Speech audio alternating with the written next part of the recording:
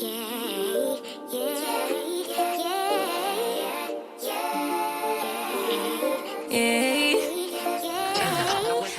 little flex, she wanna know me. I stay low key, all gas, no brakes, baby, let them hoes sleep. Body on 10, make your girl OD. I get in my way, never out of my lane. Feel like you the one and I'm on one. So what it's gonna be? Baby, squad up, we finna go deep. Riding on a team, got what you need. Baby, won't you keep me company? Give me something to do when I get lonely. I got something for you when we get home. If you let me put it down, when I hit the town, you should slide on me. Keep your minds on me. On try, baby, I think you should side with me. Stay solid one time if you lie with me. Just promise you never lie to me. Keep the moves on tuck, I know it's all up. Everything good, keep the vibes on crush. I know it's all good. Know it's all love. Know it's all love.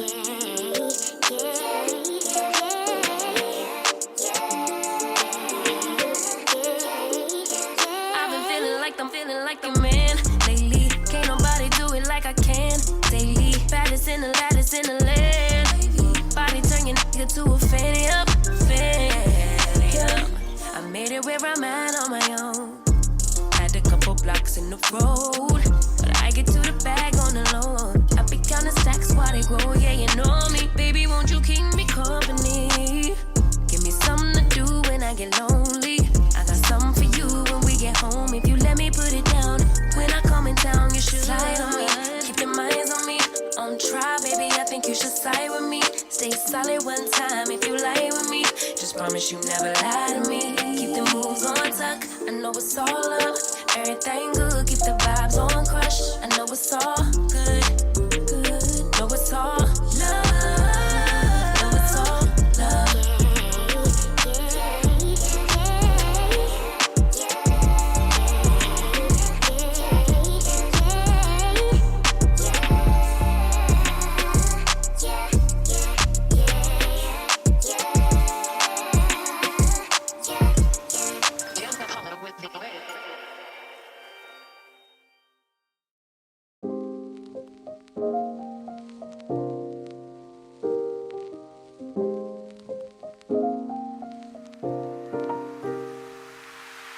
So many questions that I wanna ask, but I can find the reasons why.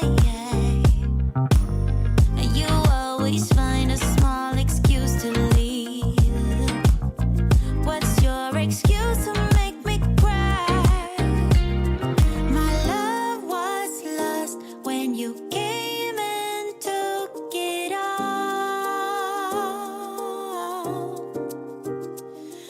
My mind says stop, but my heart is screaming out.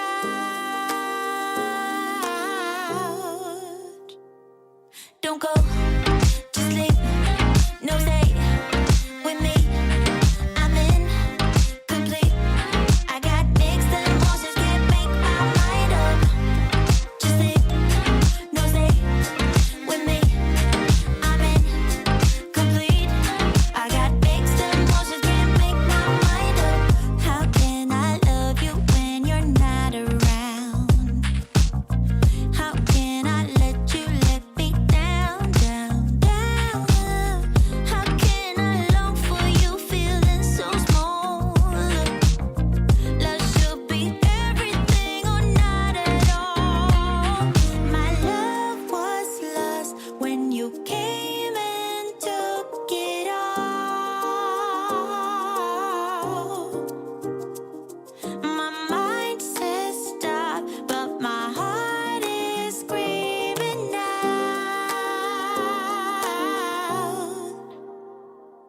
Don't go, just leave, no stay with me.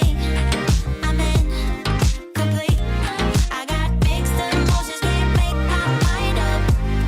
Just leave, no stay with me. I'm incomplete. I got mixed emotions, can't make my mind up.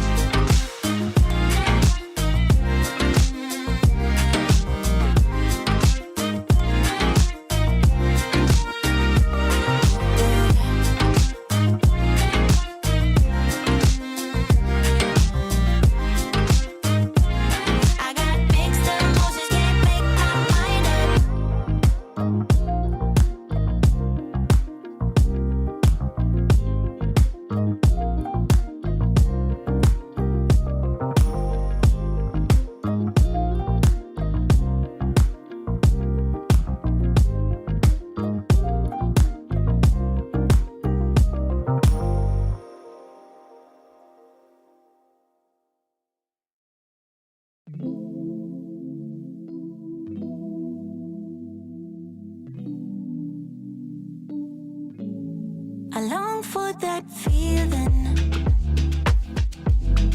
Why did it have to go away? I long for that feeling. Remember everything you said. Had to go on dreaming, dreaming. 'Cause baby, you are everywhere. I wish that you were here. 'Cause I don't want nobody else. I'm not afraid to be alone, new beginnings. I'm not afraid to overcome every feeling that I have. So take me in your arms. Yeah. 'Cause nothing can really hurt us unless we let it grow. Forget about the past. Baby, we can make it last. It's better when it's me and you, no matter what I do. Baby, we can make it last. It's better when it's me and you, no matter what I do. Baby, we can make it last. It's better when it's me and you, and you know it's true. Baby, we can make it last. It's better when it's me and you, no matter what I do. Baby, we can make it last. It's better when it's me and you, and you know it's true. I know that feeling. We say goodbye until it hurts. I know that feeling. Stormy skies and fireworks. Yeah. But I'm not afraid to be alone, new beginnings. I'm not afraid to overcome every feeling that I have. So take me in your arms. Oh, yeah, yeah. 'Cause nothing can really hurt us unless we let it grow. Forget about the past. Baby, we can make it last. It's better when it's me and you, no matter what I do. 'Cause nothing can really hurt us unless we let it grow. Forget about the past. Baby, we can make it last. It's better when it's me and you, no matter what I do. Baby, we can make it last. It's better when it's me and you, no matter what I do. Baby, we can make it last. It's better when it's me and you, and you know it's true. Baby, we can make it last. It's better when it's me and you, no matter what I do. Baby, we can make it last. It's better when it's me and you, and you know it's true. And you know it's true. Yeah.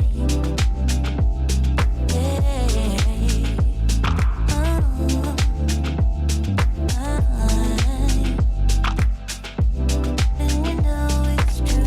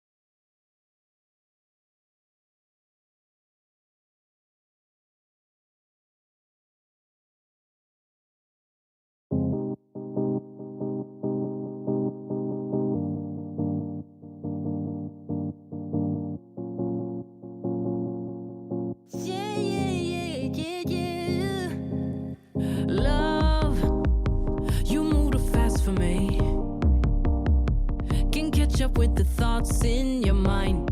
They're everywhere, and it's hard for me to bear, 'cause I get so lost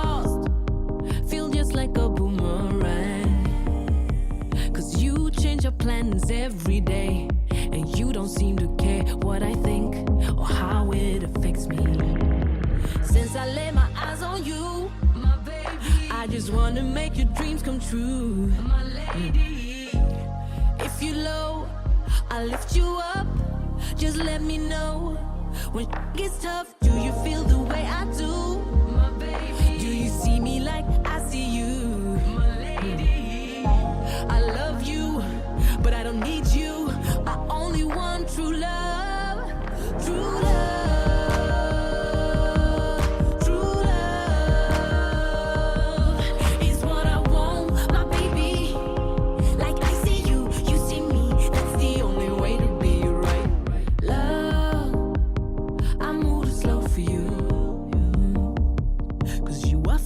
My sentences when I don't know what I'm about to say, but that's what I like.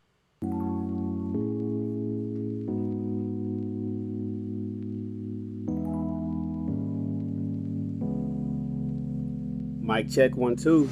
I've been working overtime like crazy. Happy Monday, November 1st, first of the week. November, I love it when it's the beginning of the month and the beginning of the week. It's perfect for new beginnings. Like those who want to start working out, today's the prime time. Beginning of the month and beginning of the week. For those that have like some kind of goal or something that they want to just start. You don't want to start on the middle of the week or middle of the month. Today is the 1st, and it's the beginning of the week. It's perfect. Shout out to the early birds. Just Being Lazy's.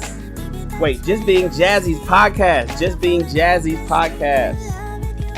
What up, Jazzy? What up, Jazzy? Glad to have you here. What up, M. Mills? Big Bad Bull, my guy's here. Brittany. I see you, Brittany. Hey, Brittany. Danielle, my love. Danielle, my love is here, y'all. Mr. Awesome. That's right. Tell him to hit the thumbs up. Destined for Greatness says, single women keep women single. My ex is a prime example of that. I think a lot of us could say that. We're going to talk about it tonight. Lanretto is here. I don't know if I'm saying it right. Is it Lanretto or Lanrito? Lanretto or Lanrito? I think a Lanretto.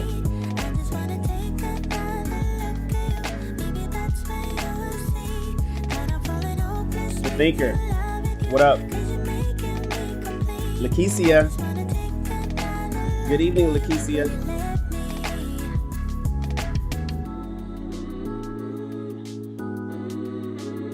We were supposed to have Club 100 last night. We didn't do it. It was Halloween. How you gonna do Club 100 on Halloween? That makes no sense.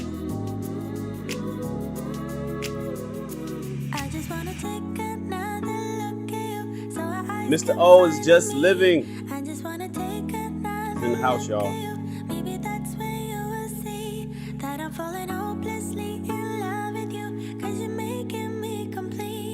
So happy to be here. I'm scheduling out my week this week. Welcome to another episode of High Value Shan, where not only is Shan a high value man, so is the content. The things we talk about. High value. Our discussions. DL said he was outside Club 100 waiting. Club never opened. Didn't even put a sign up to tell everybody. I know. I had a good topic too for last night. You know what's odd though? And I think I'm not going to do Sundays for Club 100. I think Club 100 is going to be Saturdays only. For those that don't know, Club 100 is our weekend lives. Lakeisha was waiting too. McDonnie Mac found me through BGS. BGS is the Oracle. BGS is the... Has anybody ever seen the movie The Matrix? I'm talking the original movie, 1999. That's where the term red pill comes from. Red pill, blue pill, take the red pill, wake up to the truth. Take the blue pill, stay asleep. And in that movie, remember the Oracle?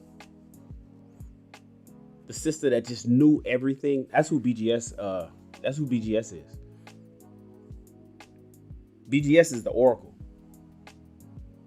He's a walking encyclopedia. It's crazy. It's like he spits off. He has this weird memory that just remembers stuff, and he recalls it on demand. It's weird. I love me some BGS. Welcome, McDonnie Mac. Happy you're here, man. Everybody, please hit the thumbs up button on the video real quick. If you're watching the chat, hit the X on the chat. It'll minimize the X. The video will still be playing. If you're watching, especially on your mobile phone, hit the X, and then it's going to show the thumbs up and the thumbs down. Hit the thumbs up or the thumbs down if you think I suck, but hit the thumbs up if you love the content. I appreciate it. That will tell YouTube to share this video. It'll tell YouTube that people are watching, and it'll get more people here. It'll get more people here. I'm so glad that you guys pulled up today. Uh-oh, what's going on? Got to get my stuff. USB connection. Shoddy. You can't handle the truth. That's right. Hit the thumbs up. I started my membership section, you guys. There's no information. I'm gonna have it like on the screen somewhere. I'm gonna put it in the bottom scrolling ticker that goes across the screen. The membership is live. You guys can be members of the Army. Join. I want you to enlist. Enlist in the SR Army, not the U.S. Army, the SR Army. Join the SR Army. Hopefully, this is the first live I've done since they approved me yesterday. And so I don't know. Can somebody tell me, is the join button even there? And it gives you all the perks. Lots of perks. Put in the chat. Let me know if the join button is even there. I don't even know if it's working. I don't even know if it's working. What up, High Def? Yeah, BGS is a real one. Most of the manosphere talking points come from BGS. Did you guys know that BGS invented the term sign language? From my recollection, from my understanding, BGS invented the term sign language. Shame, insults, guilt, and the need to be right. It's a tenet of the truth. It's what we use. Anybody can have sign language. Men can have sign language. But by and large, women have it. It's the one thing that drives men crazy, and women portray that. Most women in successful, loving, long-lasting relationships with somebody, marriages, don't speak sign language. Shame. You ever get in an argument with somebody and they shame you, try to make you feel shameful for something? Try to make you feel bad about something? Shame on you. How dare you? Why would you do that to her? Women use shame language. Use sign language all the time. Shame. Insults. You ever speak to somebody and all they do is talk about you? They always say it's all in jokes. They say it's, haha, I'm just being funny, or they say something bad. You don't even insult them. You don't say nothing bad to them ever. You don't diss them. They've been brought up. This is people that need therapy, because they've been brought up and they've been so rooted in insults that they don't even know how to speak to somebody without giving one. Most people just brush it off and don't say anything. They don't even realize that they've insulted somebody 10 times before somebody finally says one. And when you tell them that one, what do? They try to guilt you, the G of sign language. People insult you when they talk shit about you, and then they guilt you, try to make you feel bad. They try to make you feel bad about a particular thing. regardless if you're right or wrong. And then the worst of all, the need to be right. Fellas, if you run into a woman who has a problem with the need to be right, then she has no signs of getting better. In fact, she probably champions it. She always has an excuse. Run from her. Do not bother with her. I don't care how fine she is. I don't care how amazing you think she might be. Have you ever heard of death by 1,000 cuts? Death by 1,000 cuts. The worst of all sign language is the N, the need to be right. That is where perpetual arguments come in. Those are the people who have no intention and no desire on becoming better. Because you can tell them something that's indisputable. You can tell them something that they are completely and utterly and obviously wrong about. And they will take that goalpost and rip it out the ground, and they will move it farther back and plant it in. And now that they've moved the goalpost, they'll shift the conversation. They'll deflect. They'll come up with something else. They have an internal need. They have an internal need to be right, as opposed to self-reflection, because that's what it requires to not need to be right. They have this internal need to be right, as opposed to reflecting on what you just said, what you just showed or displayed, and saying, wow, I need to do better, or I need to be better. The worst of all sign language is the need to be right. BGS invented that term, from what I understand. Sign language. Shame, insults, guilt, and the need to be right. Shout out to BGS, man. Tonight, hey K Cooper. Hey K Cooper. RCC 72 Detroit. RCC 72 Detroit, full-time soldier. Did you sign up just now, RCC? Are you my first? I just got approved some hours ago. About 12 hours ago. I woke up this morning and found out. RCC 72, did you sign up as a full-time soldier? Just 5 levels. You could join in the Army Reserve. You could be National Guard. You could be a full-time soldier. Full-time soldier. You can also become an Army Ranger, or you could join the Special Forces. These are the levels of the military. That's what we do. We are Army of Truth, Betterment. I'm gonna come up with a good slogan. I don't have a slogan yet, but right now in my mind, the whole purpose is truth, betterment. Because there's a course, not a course, because I don't teach courses. I don't have anything to sell anybody. I don't have a book. You know how people say, oh, just buy my book. I don't have a book to sell you guys. I don't want a book. I'm not gonna write a book to sell you guys. People tell me I should write a book. Oh, Shannon, man, you should take your content and you should package it up. Why, man? Just give the content out. I'm just here to talk. I don't have a book. I don't have a course. Shout out to those that have books and courses. Shout out to the people that offer you that information, and shout out to the people who love to read those books and become a part of those courses. I personally don't have a course. I don't have a book. But here at the membership section that I have here at YouTube, I'm providing information. And one of the things that I'll be doing is BBW. I like my girls BBW. I like my girls BBW. Being a better woman. Being a better woman. We also have BBM. Being a better man.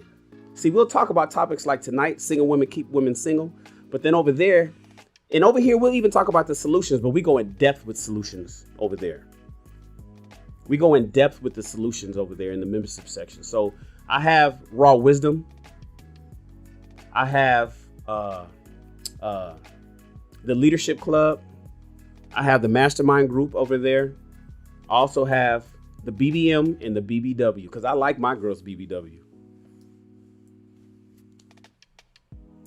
I like my girls BBW. I'm telling you, I like them. I like a person who's being a better woman. Everybody that thinks that they're already better, you're not invited. If you don't have any room to grow, you're not invited. We don't need those. We don't need perfect people. I'm not perfect. We don't need people who already got it going on and know everything. We don't need everybody who knows everything. If you know it all, then for what? What you there for? Iron sharpens iron, my friends. And that's what we're doing over in the SR Army. We're an army. We're a group of soldiers who are becoming better for ourselves, which inherently the benefits of becoming better for yourself overspills to the people that you're around. When you're better for yourself, you don't have to be better for anybody else. If you're better for yourself, if you create the best version of yourself, then that shit it bleeds on everybody else. It just spills on, it overfloweth on everybody else. If you're interested in a relationship, a good, healthy one with somebody, the better you do for yourself, the better you'll be in that relationship with that person. All you got to do is do for you. Once you do that, you'll be fine. You don't have to make any modifications for anybody else. You do it for yourself, and then you'll be great. I want to give a shout out to Just Right Music. Just Right Music with the $5 super chat. Thank you so much. Doesn't say anything. Look like you just blessed the channel. I appreciate you for helping and keeping the channel alive and supporting us. Thank you so much for helping us and keep the channel alive. Listen, today, you know, my channel is for men, but I find myself giving game to women. And I find the requests that I get in DMs are women asking me to speak on women issues. I think it's incumbent upon women to teach women how to become better women. But oftentimes, some of the messages that I have from men works with women. And women seem to, in my opinion, need the most help today. So I'm here for it. Single women keep women single. Is that true? You see, misery loves company. Misery loves company. A few shows back, you guys saw me talking about the Golden Girls and the TV show Living Single. We talked about that. That's what inspired today's topic. We talked about the Golden Girls because there's a group of women out there who do not teach. It was on the show, I believe, where I was talking about women who are telling other women to not even think about marriage until they're 30, which is horrible advice. Women should, in their 20s, think about relationship. Women in their 20s should think about their relationship.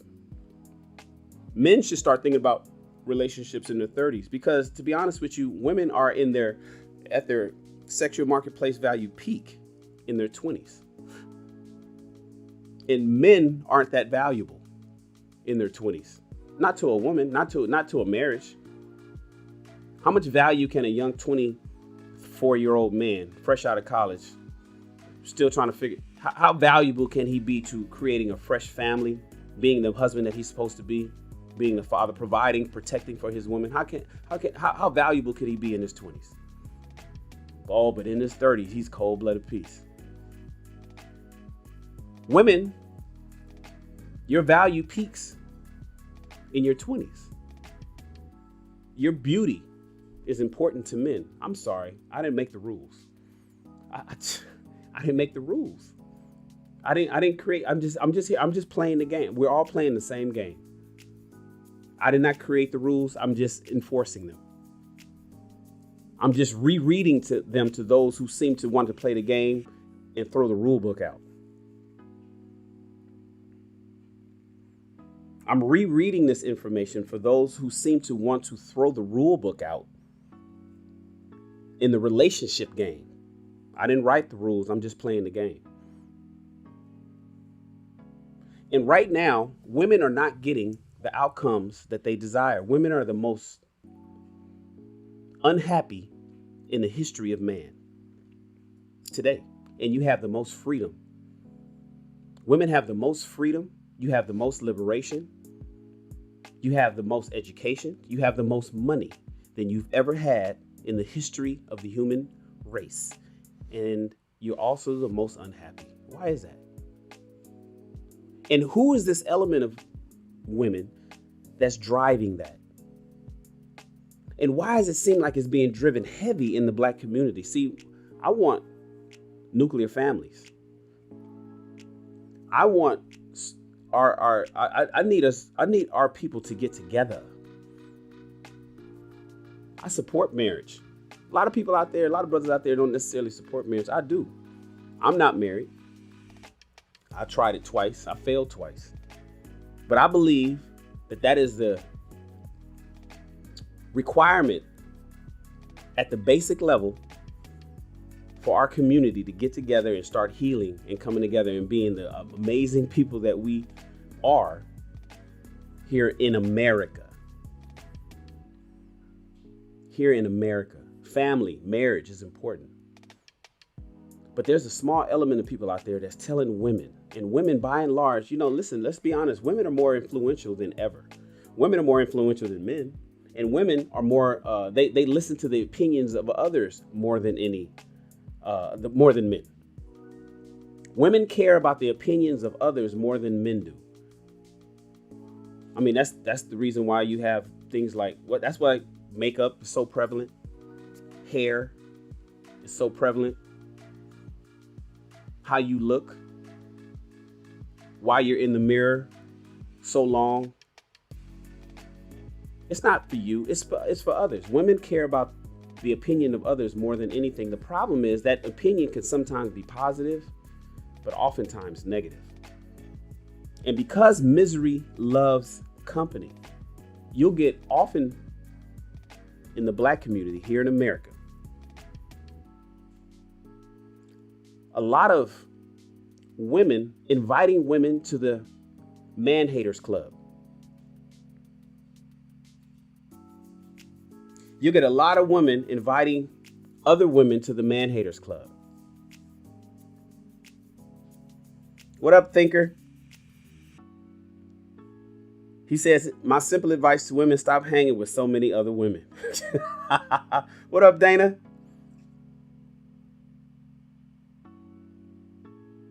Coco exclusive.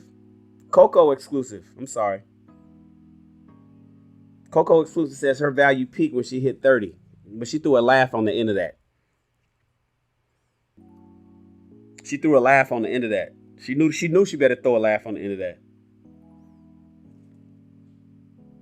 You see, misery loves company. We've heard that cliche for years, but what does it really mean? What it means is when somebody is bad, when somebody is down bad, they want you to be down bad with them.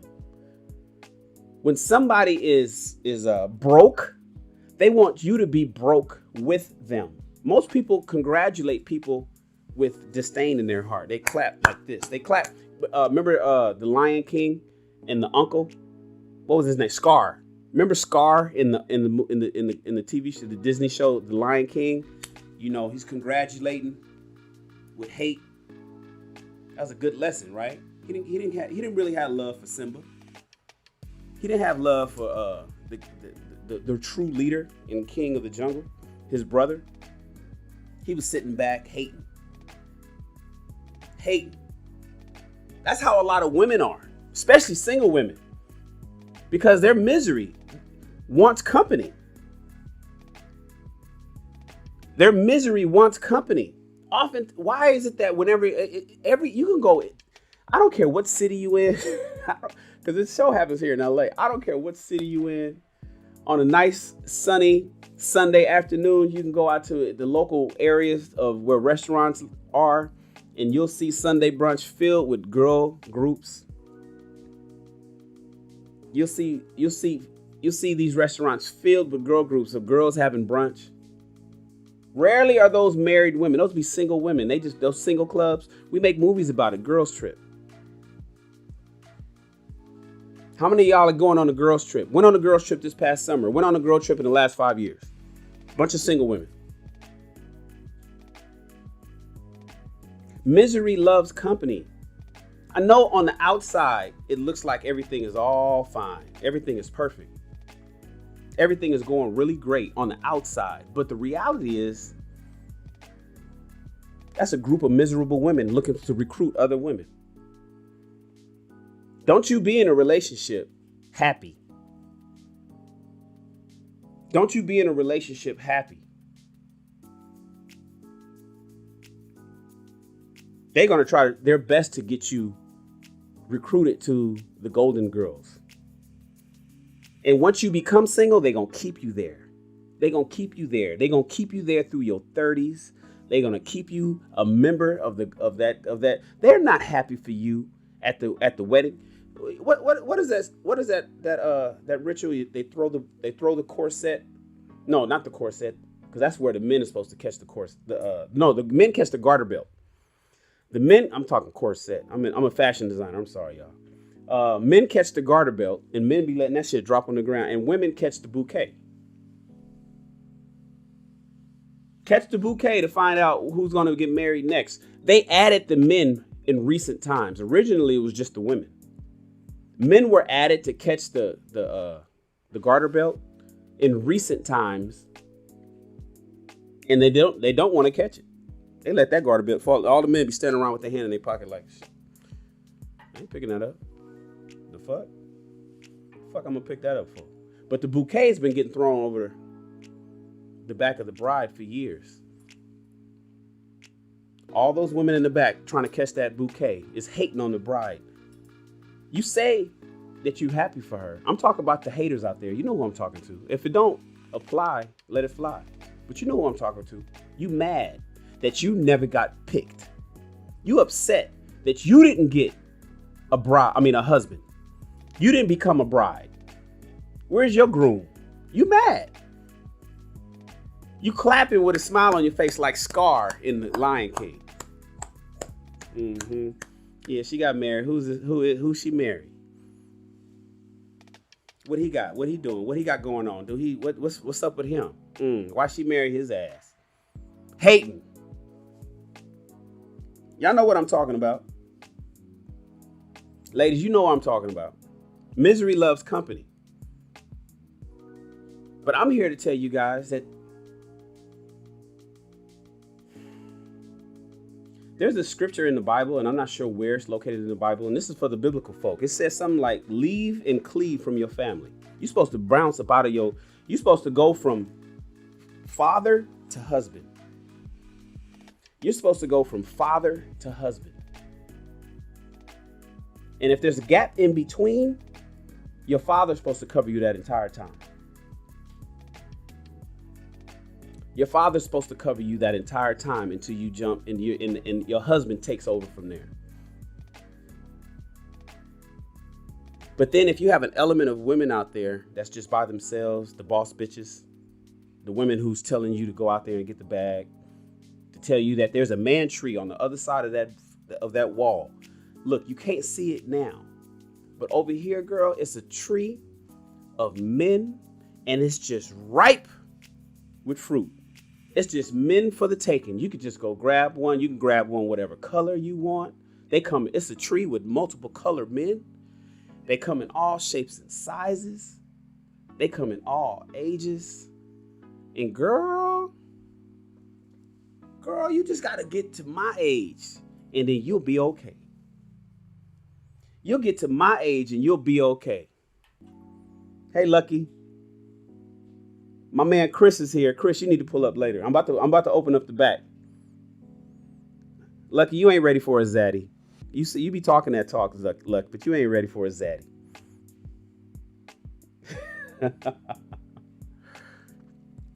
The Bible says leave and cleave from your family, ladies, but you got that element of women out there that's single that's telling you to join the club, join the misery club. They don't call it the misery club. They call it liberation.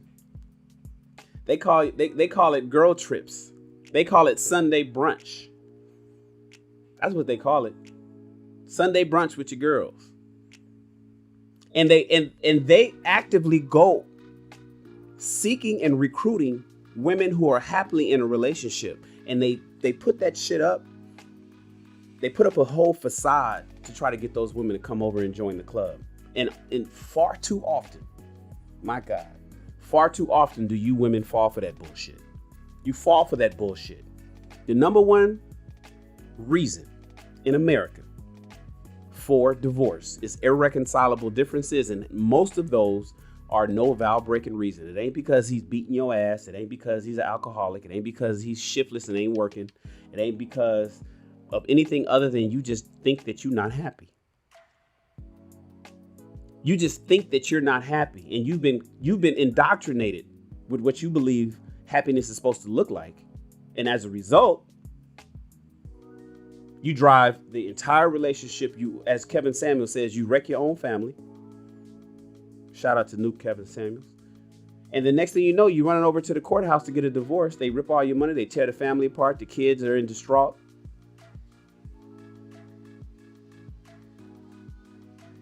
And 65% of you guys regret it. 65% of divorcee women regret divorcing. Why? One reason. Probably the main reason. The grass wasn't greener as they thought it was on the other side. Why do 65% of divorcee women regret divorcing when 80% of women are the ones that file for divorce?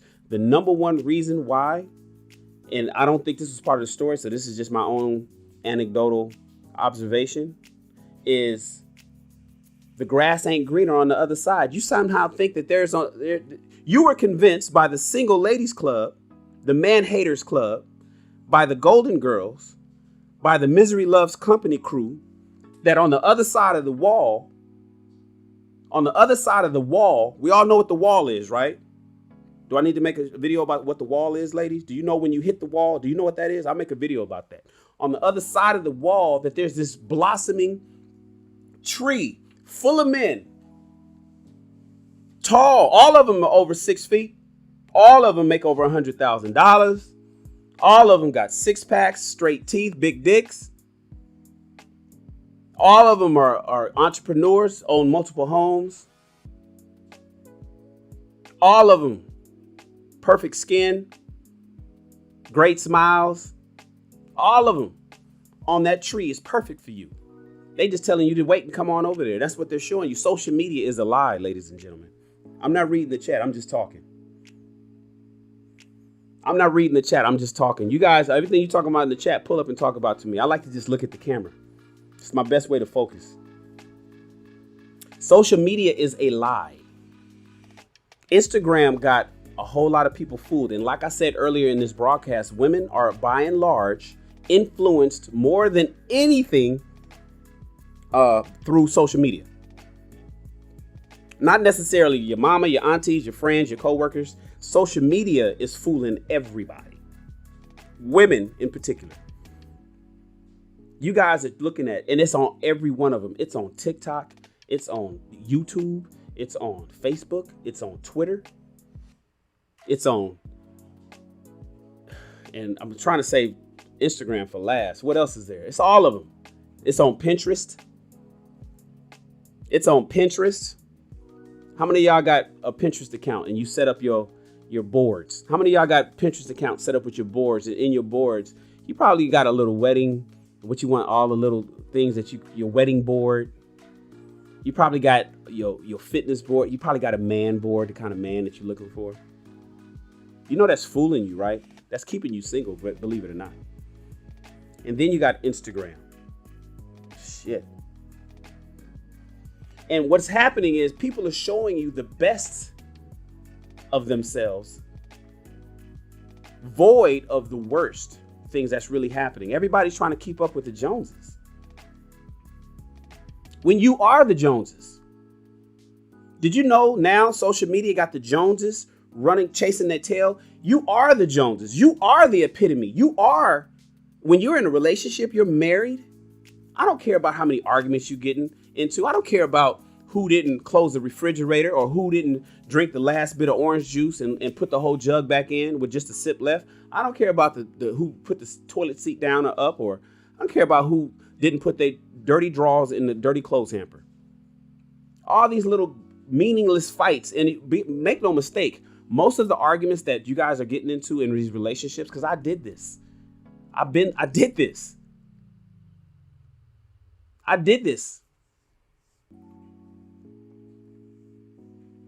I get it. Even today, when I think about the the fights that I get into with people that I care about, when I look back at it, I'm thinking like, that's a stupid ass reason to be fighting. But somebody is so emotional. It's so emotional that they can't see past that. Whether it's the guy or the girl, oftentimes it's the woman. You can't see past that. And so you guys are arguing over stupid shit. When you think about it. In fact, I'll tell you this, because this is something that I used to talk to my exes about. What were we fighting about? Is that not the question of the century? What were we fighting about? Tell me about the fight that you had 2 weeks ago. I bet you can't even fucking remember right now. You can't even remember why you were fighting with that person 2 weeks ago. That's how insignificant they are at the time that you're having them, but you're having those fights anyway. And you think these are reasons to break up.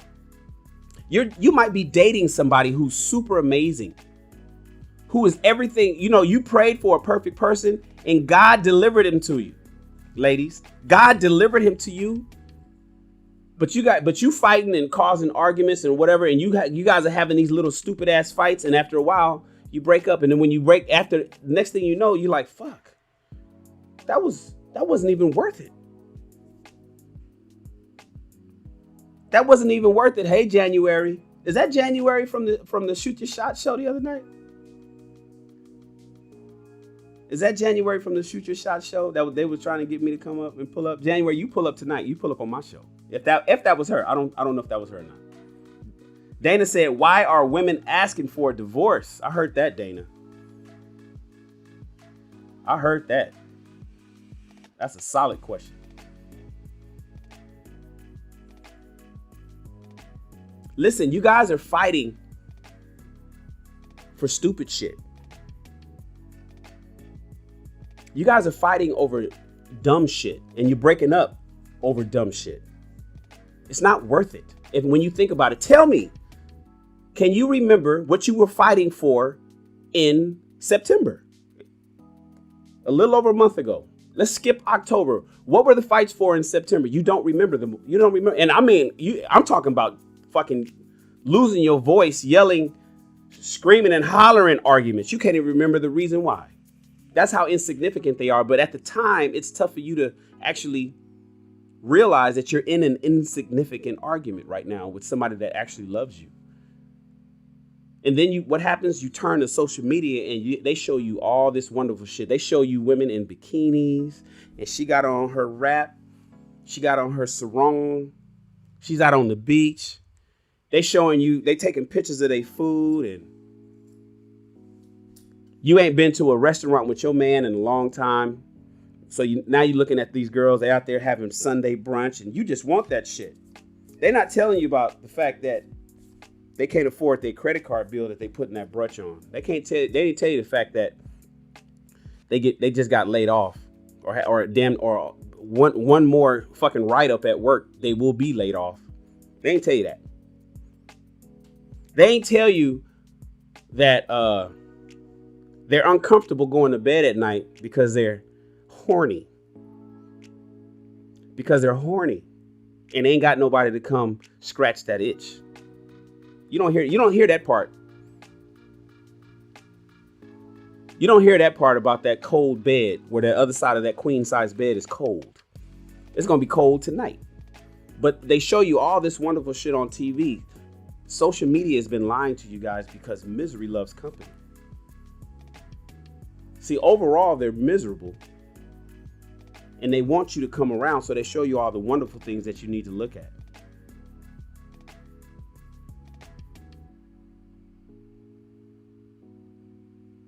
You guys could pull up now, Dana, if you guys want to pull up. Dana actually said,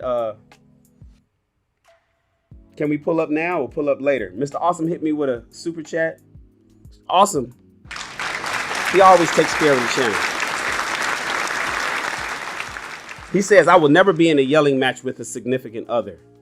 We can talk when you can control your voice level. See, that's a tenet of men. Mr. Awesome, that's a man trait. See, we'll talk later. Maybe we'll talk about it later. That's why I was telling you guys on the broadcast before that when that brother was across the street having an argument with his girl, he was saying, what you want to do? Men, don't you ever say what you want to do. When I was telling you guys what is the 6 things to do when you get into your 40s if you want to be a zaddy. You know, Lucky wants a zaddy. Y'all take a look at Lucky Marie. She wants a zaddy. In order to be a zaddy, one of the things you better do is be decisive. So he was asking the girl, well, what you want to do? What you want to do? Men, we don't ask women what you want to do. If you ain't ready to break up with her, they don't even give her the opportunity to break up. You just be like, look, we'll talk later. Or we gonna talk now, but you be decisive. But one thing you damn sure better do is walk away. The problem is oftentimes women don't let you walk away, do they, fellas? They lock you in, they stand in the doorway. You can't walk out the door and go get a breath of fresh air and go walk it off. As if she think you're gonna never come back. You can't, she got the car keys and she's holding the car keys like this and saying, don't hit me. You better not hit me. Recording while she's recording you. You can't see, she's recording you, but you can't see, the video ain't showing that you got the keys in her hand. She wants, she's, yes, people walk away. That's the best thing to do. Don't get into a shouting match with somebody. Don't argue. But think about why you even fighting. I know it's tough, but if you think about why you even fighting, and this is where therapy comes in, because see, therapy will help you recognize these things and get through this stuff sooner than later. It'll help you get through these things sooner than later. I see you, Dana. I'm gonna put you in the green room. I'm gonna pull you up in a second, love. Got Dana in the back. We're gonna talk about this tonight. Ladies, I want you guys to pull up too. More ladies can pull up as well. I got 4 more slots because we're going to talk about why single women keep women single. I told myself, let's talk about the gay best friend. That's a different topic, I think, for a different night. Does the gay best friend keep you single too?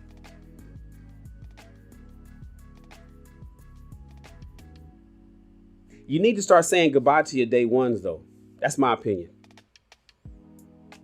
What's the point? Did everybody vote in the poll at the top of the chat? There's a vote up there. Are you willing to say goodbye, chuck the deuces to your day ones while you're still single? I believe you need to do it when you're in a relationship, but would you do it while you're single? Or are you still gonna hang out with your single people? Because they're keeping you single, right? You're not hanging around with the right type of people. You're not.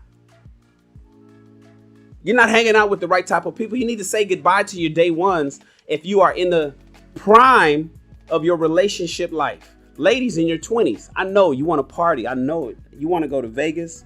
You want to go to Hollywood. You want to party. You want to drink. You want to have fun. You're going to wake up one day and be like, why the hell was I kicking it with them chicks? I should have been out there paying attention to getting my man. Now it's going to be harder than ever. Believe me when I tell you. You don't have to believe me, but you should. And oftentimes women on that side of the wall is going to tell you, come on over here with us. Come on over here with us. We got space for you, girl. And there's plenty of men. There's plenty of men. I know that you think I went on a live.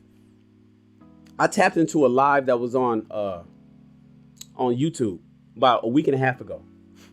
And it was something about divesting. It was a group of women on there. They were like, divest from black men. Get rid of black men. Black men ain't shit. That's what they were saying. They were saying go over to the others, right? And it was just one after the other, just dogging. There was this dog, and I just sat in there. I clicked on that, and I was sitting there listening. And I was getting ready to cam up and go and say something, but this dude cammed up right before me, and he got up there, and they ate his ass up and then kicked him off the panel. I said, well, I'm not going to pull up if you're not going to let a person have a voice. That's the point, because I was going to go up there and debunk a lot of the shit that they were saying. But it would have just been, they wanted a sounding board. They wanted to be in an echo chamber. They just wanted a bunch of women that was hurt, and that's all they wanted. So I didn't want to go up in there. I didn't have anything to say. But one thing I did hear them say, one thing that they were saying was that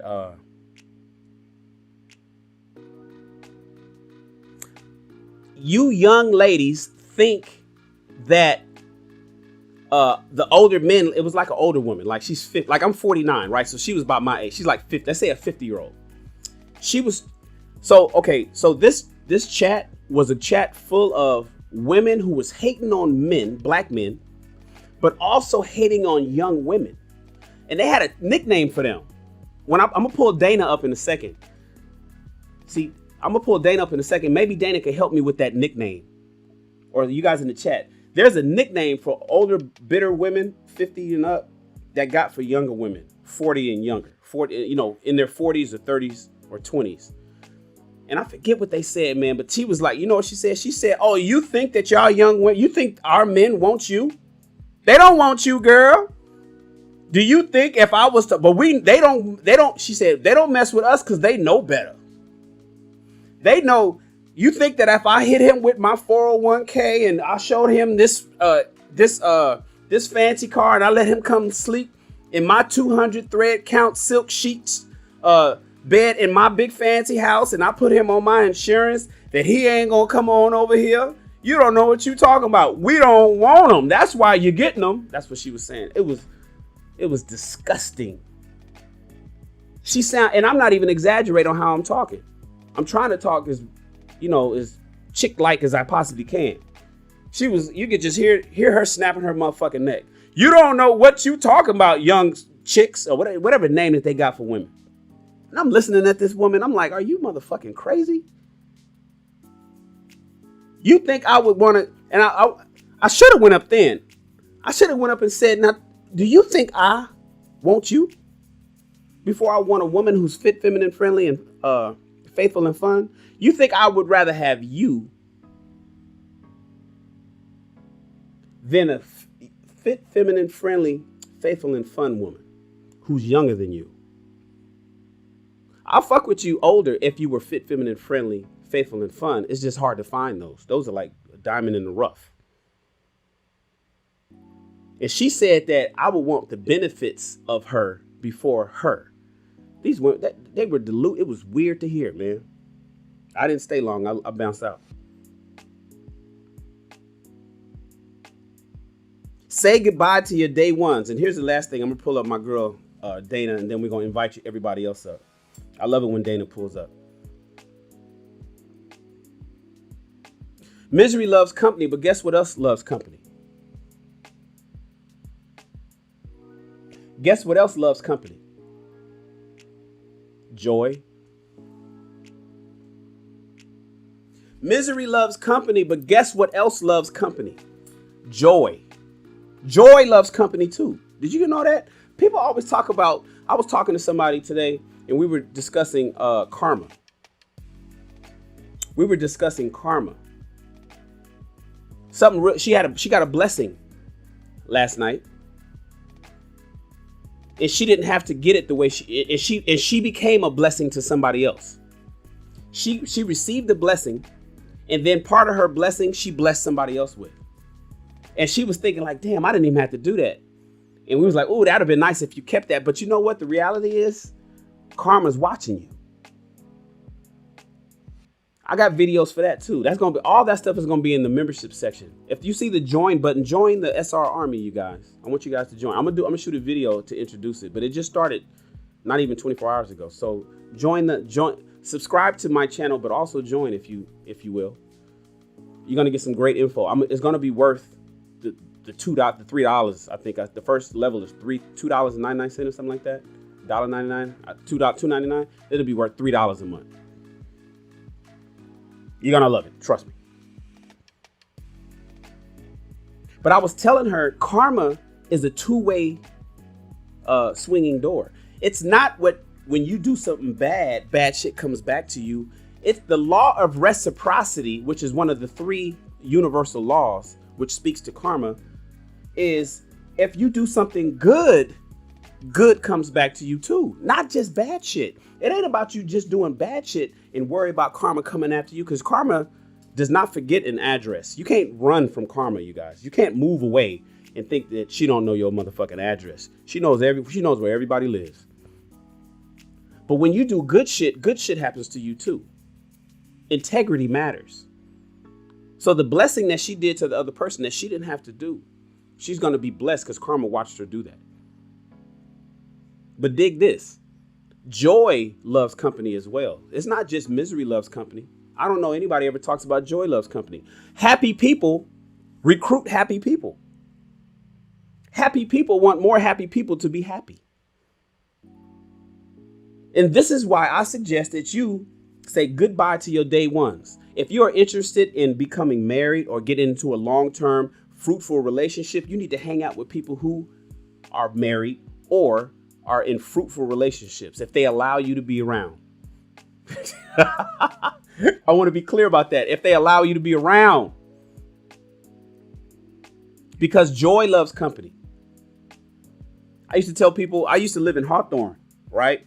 I moved from Hawthorne to Beverly Hills in 2000. In 1999, in 1999, I had just bought a brand new Lexus. I'm going to tell this story again because I was saving this for another show. But I bought a brand new Lexus GS300. I was 27 years old.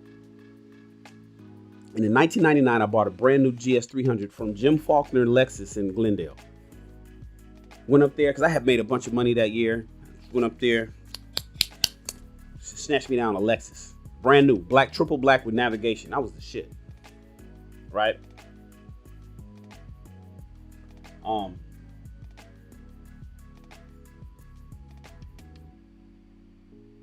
Wait, what was my point? What were we talking about? I bought that car in 1999. Damn, I forgot my point. I'm trying to read the chat at the same time. Chris, the chat, the link should be in the. Can somebody post the chat link to Ecamm, or just go to join.shannonrawls.com. That's how you pull up. That's how you pull up. Now I was telling you guys this story about this car I bought. It's something I did. I forgot the goddamn story. Anyways, I'll come back to that. Say goodbye to your day ones, ladies and gentlemen. Say goodbye to your day ones if they're and hang around people who's willing to allow you to be around if they are in relationships, because joy loves company as well. Joy loves company as well. Joy wants people who's joyful to be around. It's contagious.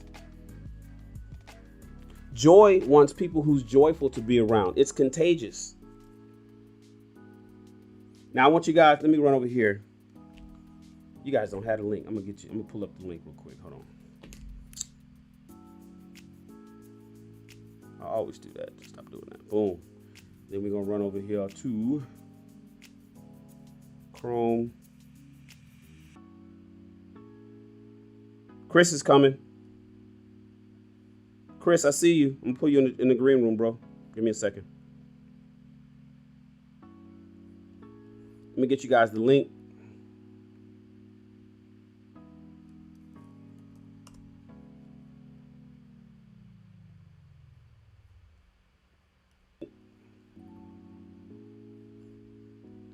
Where's the chat? I gotta figure out a better way. I'm gonna go get one of them automatics things that put the chat up in here automatically. Oh, I remember the story. I'm about to pull my friends up, Dana and Chris, and I want some more people to come up, ladies particularly, because I'm talking to the ladies, because you guys are the problems. I'm telling you about the Lexus and why I moved to Beverly Hills. That's what it was. Join the show. Boom. That's the link. I just put it in the chat. If you guys are moderating, can you post that every once in a while for me? I appreciate it. It's tough because I don't have YouTube running. So if you guys could post that, that'd be really great. Let me pull up my friends. Hey Dana. How you doing, love? And unmute myself. Hi. Hi. What up, Chris? You like my hair? Listen, It's natural. I do. Is that after the braids? I took my braids out. I'm going to get my hair done Wednesday, but I take it out a day before, and then tomorrow I'm gonna wash it and stuff like that. Oh, okay. I don't know. There's a delay on your audio. I don't want you to pull out though. I want you to stay, because the last time I had a delay, I had somebody log off and come back and it was fixed. But I want to see if it fixes it in the next few minutes. The story I was telling you guys on, and Shooby Doo is here. Let me pull up my guy's Shoob. Hold on 1 second.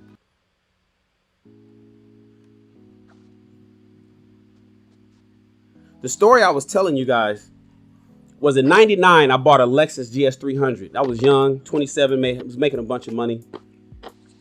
This is even before I became a film producer. And I was living in Hawthorne, California. For those that don't know, Hawthorne is right next to Inglewood. And this is 1999, right? And so my car was brand new, triple black, I had 30 miles on it, I think, something like that, right? And it was straight from the Lexus dealer, but I was living in an apartment on Yukon. Hold on, Shuby, we can hear you. Let me mute your mic real quick. I was living in an apartment on Yukon, in right off of Rosecrans in Hawthorne, right? 14104 Yukon, I think it was my address, apartment number 9. And what happened was one day I was pulling out of my apartment, because the cars were parked on the lower level and the apartments was up above it. I was pulling out of my parking lot, came out the gate, and a homeless man pulled up to my car with a squeegee that he stole from the gas station. You know, to clean your windows. With a squeegee that he stole from the gas station. Now my car was pristine. It was clean. There wasn't a speck of dust on it, motherfucker. It was brand new. Black, gleaming black paint job. Windows didn't have a fingerprint on it. Perfectly clean. And this motherfucker walked up to my car with a bottle of water and said, "Do you want me to clean your windshield?" And then splash water on my car, on my windshield, and proceeded to clean a clean windshield. This nigga walked up to my car, splashed it with some dirty ass water, and then proceeded to clean my windshield, and it was already clean. I was so livid. I was so livid, and it was at that moment. We ain't gotta talk about what happened. What it was at that moment that I said, I gotta get the fuck up out of Hawthorne. I gotta move. I can't live here no more. How am I going to become who I want to be if I'm around people that do shit like that? Brand new car. Mind you, my car was a 2000. This is 1999. So that's equivalent. And I bought it in October. I bought it in October 1999, and it was a 2000 Lexus. So that's equivalent to me buying a 2022 Lexus today. Imagine a young 27-year-old running out and grabbing a 2022 Lexus luxury car. That's where I was in 1999. And imagine him pulling his 2022 Lexus out this past weekend, and a homeless or some raggedy ass motherfucker comes up and splashes water on his windshield and tries to wipe it clean with a squeegee he stole from the mobile gas station around the corner. I said at that point, I got to get the fuck out of here. I can't live here no more.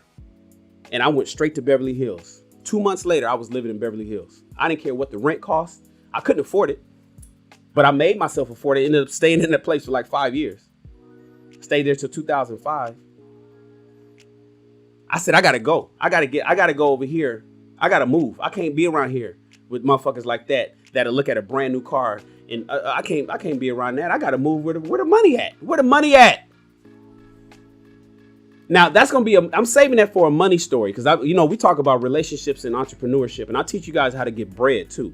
So I'm gonna save that story and the details of that for another live that I want you guys. So that's why you gotta subscribe. That's why I want you to join the channel. You gotta join as a member, because these kind of stories I'm gonna keep. Like I'm telling you the detail. I'm gonna keep that kind of stuff for the members, for the soldiers. But who are you surrounding yourself with? That's the whole point. The point of me telling you that story, before we get to Dana, Shuby, and Chris, is who are you surrounding yourself with, ladies and gentlemen? But tonight, ladies in particular, who are you surrounding yourself with? Are you around people that's keeping you down? Because if I stayed in Hawthorne when that dude splashed my car like that, I was in college. Life was good. I had a bunch of bread. I ain't gonna tell you how much money I had, but I had a bunch of money. If I'd have stayed in Hawthorne, I probably more than likely would not be talking to you right now, living the way I'm living today. I had to leave and put myself around people who was getting it like I was getting it. I had to leave and put myself in the surroundings of people who was getting it like I wanted to get it. I had to surround myself with people who was doing what I wanted to do. I had a desire to be successful. I had a desire to be wealthy. I had a desire to be on top. And I couldn't do that hanging around a bunch of losers. Single women keep women single. Ladies and gentlemen, but ladies in particular. Are you willing to give up your day ones, your single friends, so you can achieve and get the desires and the outcomes that you're looking for? Or are you just like, you know what? I can't get rid of my girls. I love them. No, I can't let her go. That's my girl. I love her. She's been there. We went to high school together. We've been friends for so long, but I still want a man. And I don't want to hang out with those married people, even though they look happy. I'm just hang out with my single friends. And she's not hating. She's not saying nothing disparaging about. She wants it too. She wants to be in a relationship too. What up, Dana? Dana, you said something in the chat. Before we hit Dana, though, before we hit that real quick, Dana, I want to hit my guy right here, Bridging the Gap. My guy, Bridging the Gap. He says, with a very generous super chat, he says, if you allow yourself to be subjected and fall in the trap of using female energy, you'll always lose. He says an alpha will always hold his composure to maintain control. If you allow yourselves to be subjected and fall in the trap of using female energy, you'll always lose. An alpha will always hold his composure to maintain control. That's RG Purdue. He always takes care of us. He's always blessing the channel. He's always hitting me off with big ones. I want to hit him with a cash register. Brother, shoot me an email, 24 hours. Send an email to SuperChat at Shannon Rawls so you can get your gift card. All the other gift cards have been sent out. Send me your email so I can shoot you with something. Anybody that gives me a $20 Super Chat or more gets a return on their investment. You get a return on your investment. You're not going to bless my channel. And here I am, a fashion designer with a whole fashion empire, and I can't slide you something. So make sure you hit me with an email, man. I really, really appreciate that. And then I also want to give a shout out to Casual Observer with the Canadian $2. He says, first time here, you are a gifted orator, Shannon. Thank you. I think I sound stupid. I appreciate that, man. Thank you for the $2. You didn't have to do that, but you did. He says, I'm a gifted orator. People are telling me that I'm cool and I have a cool voice. I don't think I do. Every time I play my audio back, I'll be like, why do people even listen to me? I don't sound right. I stutter. I trip over my words. I think it's not so much the way I'm delivering. It's just the information, because we do high value information here. That's why this is a high value SHAN channel, because the content is high value. And I think people are giving me compliments that aren't really due, but because the content is valuable. It's things that we talk about. I got high value people on my channel, Shuby and Chris and Dana, myself. We talk about high value content. But thank you. I appreciate the compliment. What up, Dana? Hey, is it still a delay? Wait, say it again. Is it still a delay? No, Yeah, okay. And your audio sounds great. No, you are a good orator. Cause I'm thinking, okay, it's Hollywood. I'm thinking cause you was at one point in the film industry, right? Yeah, but I was the producer. I just was the money guy and made it happen. I don't know. I thought it was just like the Hollywood thing with the movies and television, and that's how you became like a good orator or something. But no, I don't like the way I sound, but I do like when you just talk into the camera. Like you do have a good voice. Thank you so much, love. Yeah, but I asked you a couple questions in the chat though. Well, hit And me. no, I don't. You said a nickname that older women give younger. I don't know what that nickname is, but Yeah, I was gonna ask you. You don't know it? It's a nickname no. that older women got for younger women. I forget what it is. It's the insults. It's sign language. It's the sign language. We all talked about BGS's, how he created the term sign language. The insults that older women insulting younger women because she says that younger women think that only older men date younger women because they want them. And she was saying, oh no, young whipper. I don't know what the hell she was calling, but calling them the name and said, that ain't why they want you. They don't want you. They want me, but they can't get over on me. So that's why they deal with you. That's what she So then said. who are the older women dating? Well, You know what I'm saying? If they're throwing away the older men and saying that's why they're going to the younger women because we're throwing them away, okay, well then who are you dating? well, the whole channel was about women divesting and going on the other, dating others, dating outside. No, you was on Clubhouse or YouTube? You was on Nah, one of this was those. YouTube. This was Oh, YouTube. yeah, I was gonna pull up. Yeah. I don't do it at Clubhouse. They have those rooms too, but they just kick you off the stage, so you can't really say Yeah. nothing. But then they do that over here. See, Yeah. the difference with me, and I know that there's a lot of echo chambers here, even on YouTube. They only want people that's talking the way they talk. But over at my channel, I want everybody to say everything. Ain't nobody getting kicked out. Ain't nobody. I want to hear you. How can we learn anything if we don't hear opposing positions and opinions? It's important. But if you just want to give a fuck, if all you care about is what if all you care about is what others, is the fact that others are agreeing with you, then you can't learn anything. There's no growth. Right. And it's okay to have different ideology. I just don't understand why people get so offended when your ideology is different. We just have a different opinions and different way of thinking, and that makes for a good discussion. And then if you are a content creator, that makes for a good show, because this is media. You're just talking about social media. This is part of social media. We are the new cable. So it's, you want to make it entertaining for your viewers. But me personally, I never hung around a lot of females because I was always a loner, and I may have like one good friend, maybe two, but I never went on girls trip. I don't like doing stuff like that. I think the most I've been around a whole bunch of women is when I was on Lauren channel on Friday, and it was me and 3 other women. That's the most, and that was enough for me. Like that was enough. I couldn't do it. I wouldn't be able to do it anymore if other women was on there. I can't do it. I'm looking for what I know I'm getting ready to see it real quick, Dana, and then we're gonna shoot to Chris and And then it was a question I wanted to. It really had nothing to do with this topic, but it was something with you because I wanted to ask if you could do it over again. Would you choose to have your children now at an older age or younger? Oh.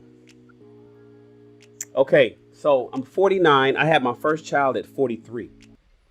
Hold on. Phone rings. Phone rings. Right in a good question. So Dana wants to know if I could do it all over again. I believe in regrets. I believe in right and wrong. People, I don't regret anything that happened in my life. That's what made me who I am. That's bullshit. I have regrets. I believe people are right and wrong. And Dana wants to know, would I do it all over again at age 43? Would I have my sons or my children at age 43? Or in my 40s or late like I did now?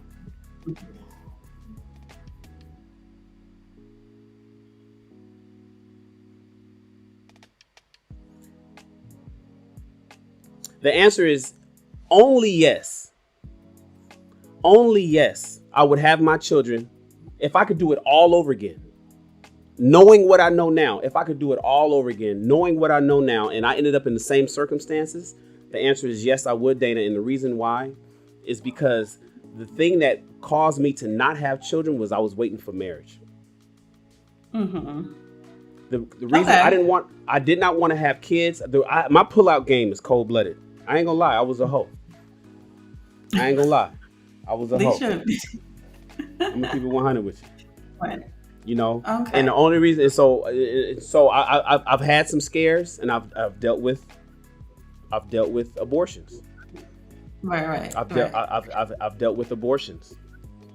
But would I have my children younger? Instead of 43? Would I rather have had my children at age 23? Where today, my kids would be 27 years old. If I had my sons at 23, they'd be 27-year-old men today. Right. The answer is yes, I'd do it all over again, because if I didn't get married, I wouldn't have kids. I believe it's extremely important. It was the marriage thing for you, not the fact that... I believe it's extremely important. Okay. My regrets is not the children. My regrets is my failed marriages. Okay. My regrets is my failed marriages. And the reason why I was asking, just real quick, because it has something to do with the topic, but it really don't. But because I have a friend and he's 44 and he doesn't have kids, and I was talking to him. I said, "Well, you kind of have time, just meet someone nice and have a baby or whatever." He's like, he was freaking out because he's like, "Oh, my life is over." Because if I have a kid now, when my kid is 20, I'm gonna be like, what, 60? And I'm like, yeah, but you're already in shape and good looking or whatever. You're not gonna get fat. You still could run after kids. Well, 60 is still young. So he was like kind of freaking out, and I'm like, it's not that serious. Like you're in a good space. Just go and have your kids now. So that's why I was just asking you, like, do you regret? Yeah. And I don't. It's different for men and women, so Yeah. See, so another thing, also, all things being equal, would I have to regret? The answer is no. Is because see the guy below you, Shuby. He's my actual friend. He's part of my inner circle here in Los Angeles. I don't have a whole lot of friends.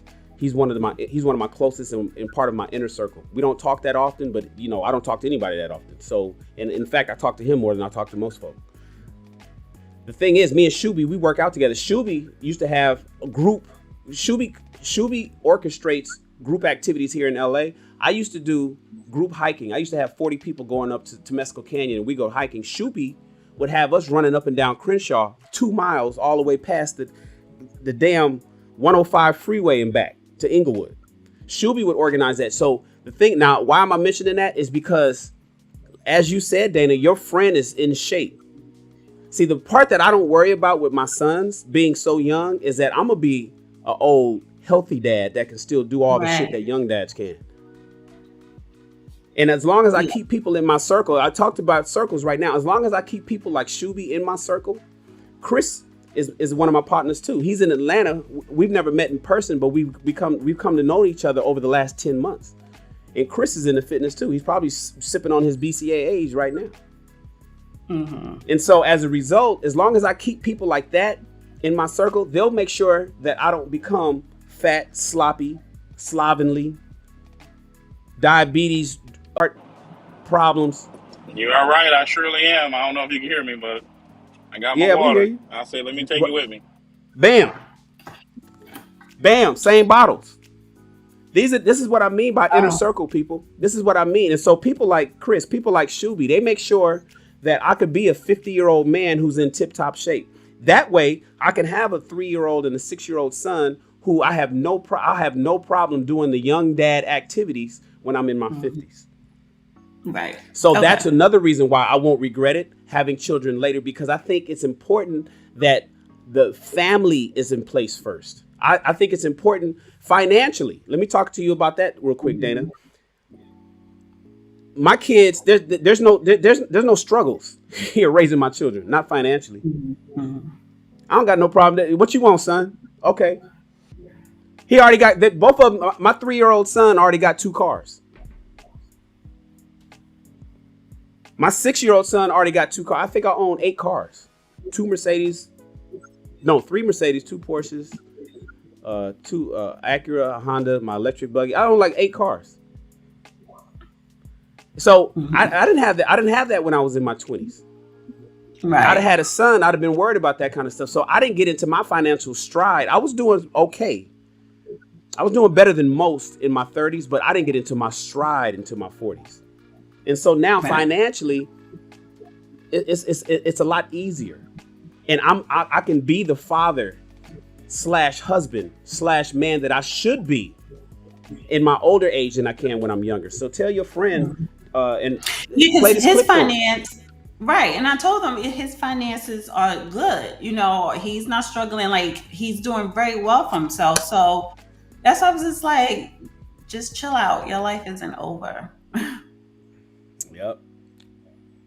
What up, Chris? Where you driving? You out of state or you back in the ATL? To my, I'm back at home. I'm going to my my second love. Uh-oh. My first love is women. My second love is poker.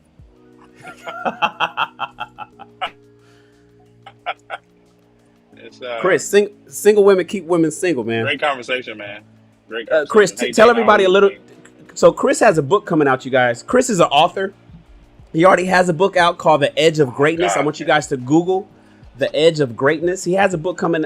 He has a book that's already out that you can purchase called The Edge of Greatness. But he has something coming that's dropping on Black Friday. Chris, tell him a little bit about. And this is for those that are single looking to get into a relationship with somebody. Chris, tell him a little bit about your book before you talk about women keeping women single. Oh man, well after I tell them about the book, they're not gonna be single no more. Anyways, it's actually a workbook, and I appreciate you, Shan, man. I was just prepared to just come on and support. So, anyways, I'm a blast. Whatever. I'm put you on blast. Here I am. First, you don't have to Google it. If you go to if you go to Amazon and you type in my first name, last name, Chris Davis, The Edge of Greatness, it'll pop up. It's an autobiography. It'll tell you a lot about me, a lot about my journey, how I got to the place that I'm in now. How many times I failed. I've probably been fired about 15 times in my life.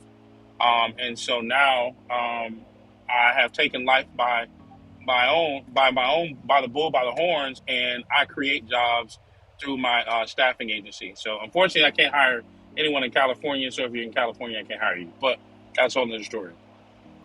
My second book that I just finished not too long ago is a workbook. It is called The Ultimate Vetting Guide.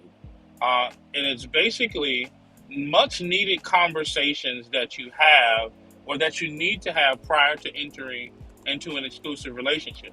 Here's the problem that I found with me and the thousands of different people that I've swiped on, talked to, dated. And when I say dated, I meant, just going out on a date, talk to on the phone, text through Tinder, Facebook dating, Bumble, Hinge, Raya, some of the most, astute apps that are out there. I've talked to thousands of people, is that people are eager to get into a relationship, but they go off a vibe and how the connection is and not off the integrity or the character of the person. This workbook allows you to ask some questions about the person's character and their belief systems and see if you can align with them. And it also allows you to write down the things that they're saying. So like I said, it's a workbook. So let's say like parenting, right? You meet somebody, you're 35, you got a kid, they're 37, they have a kid. They may parent different from you, and that's one of the things that causes those blow-up arguments that Shannon was talking about in a budding relationship, in the newness of it, and now you think your partner has changed, when in reality, they have not changed. You just did not ask the right questions prior to entering the relationship, and these are some of the things that you definitely need to talk about, and that's what my book is. Again, it's called The Ultimate Vetting Guide. My goal is to have it out by Black Friday. If not, somebody prominent is going to kick me in my tail for not having it out. So thank you so much. I appreciate you, Shannon. Yeah, man. Yeah. I want you guys to make sure you tap in with Chris. Follow him on Instagram. He gives out a lot of good information on Instagram. If you're a Facebook person, he's on Facebook too. Chris Davis, The Edge of Greatness. All you got to do is Google Chris Davis, The Edge of Greatness. He pops up. All his information pops up. Shoot Daddy. Shan Daddy Kane. Shan Daddy What's Kane. up, baby boy? I'm good, the man. The real Dana. What's up, girlfriend? She's in the house. I'm muting myself. The last time I heard you, girlfriend. What? Oh, remember, man. Y'all was debating. That was Shuby that you was having a debate. Baby. Man. Oh, over here. I thought you was probably heard me on my channel, but you probably didn't over here. Didn't subscribe to my channel. What were we talking about last time? Yeah, a whole lot of stuff. 30 women keeping women. I mean, women telling women 30 is the age to get married. That's what it was. Oh, that one. Yeah. Now you remember Oh, I Shoot Daddy? stand by that still. Yeah, you know, I know you stand on your square. Man. What's But happening, Shoot? yeah, Shoot, you man. I know, think to your topic, man. Single women keep women single, and also women that are married will end up single, listening to their single friends too. You know what I'm saying? you know, Shoot. One of my, I'm gonna go ahead and you know, since we talk being vulnerable a little bit at least. That was an issue with my first marriage. Mm-hmm. That was an issue with my first marriage. You know, I had this thing about like, why you want to hang out with them still? Mm-hmm. And what are they saying? I know, you know, because oftentimes, you know, and men, we could feel it. Men, you know, y'all can feel it. We know she don't like you. We know she don't like you. And how many times have we talked about, you know, ladies, how many times has somebody dissed your man and you didn't check her? See, that's the issue I have also. See, loyalty is important. Loyalty is important. When I get into when I talk about the 5 F's, the fit, feminine, friendly, faithful, and fun, the faithful side is not just so much about not going out and screwing somebody else, but are you faithful in all aspects? See, oftentimes you'll get with your friend that you've known for 15 years and your friend for 15 years can't stand your man. And then what happens is you connect with your man. Now she's single because she can't get no man because she's a goddamn problem. But you got a man at home who loves you, protects you, provides for you, covers you.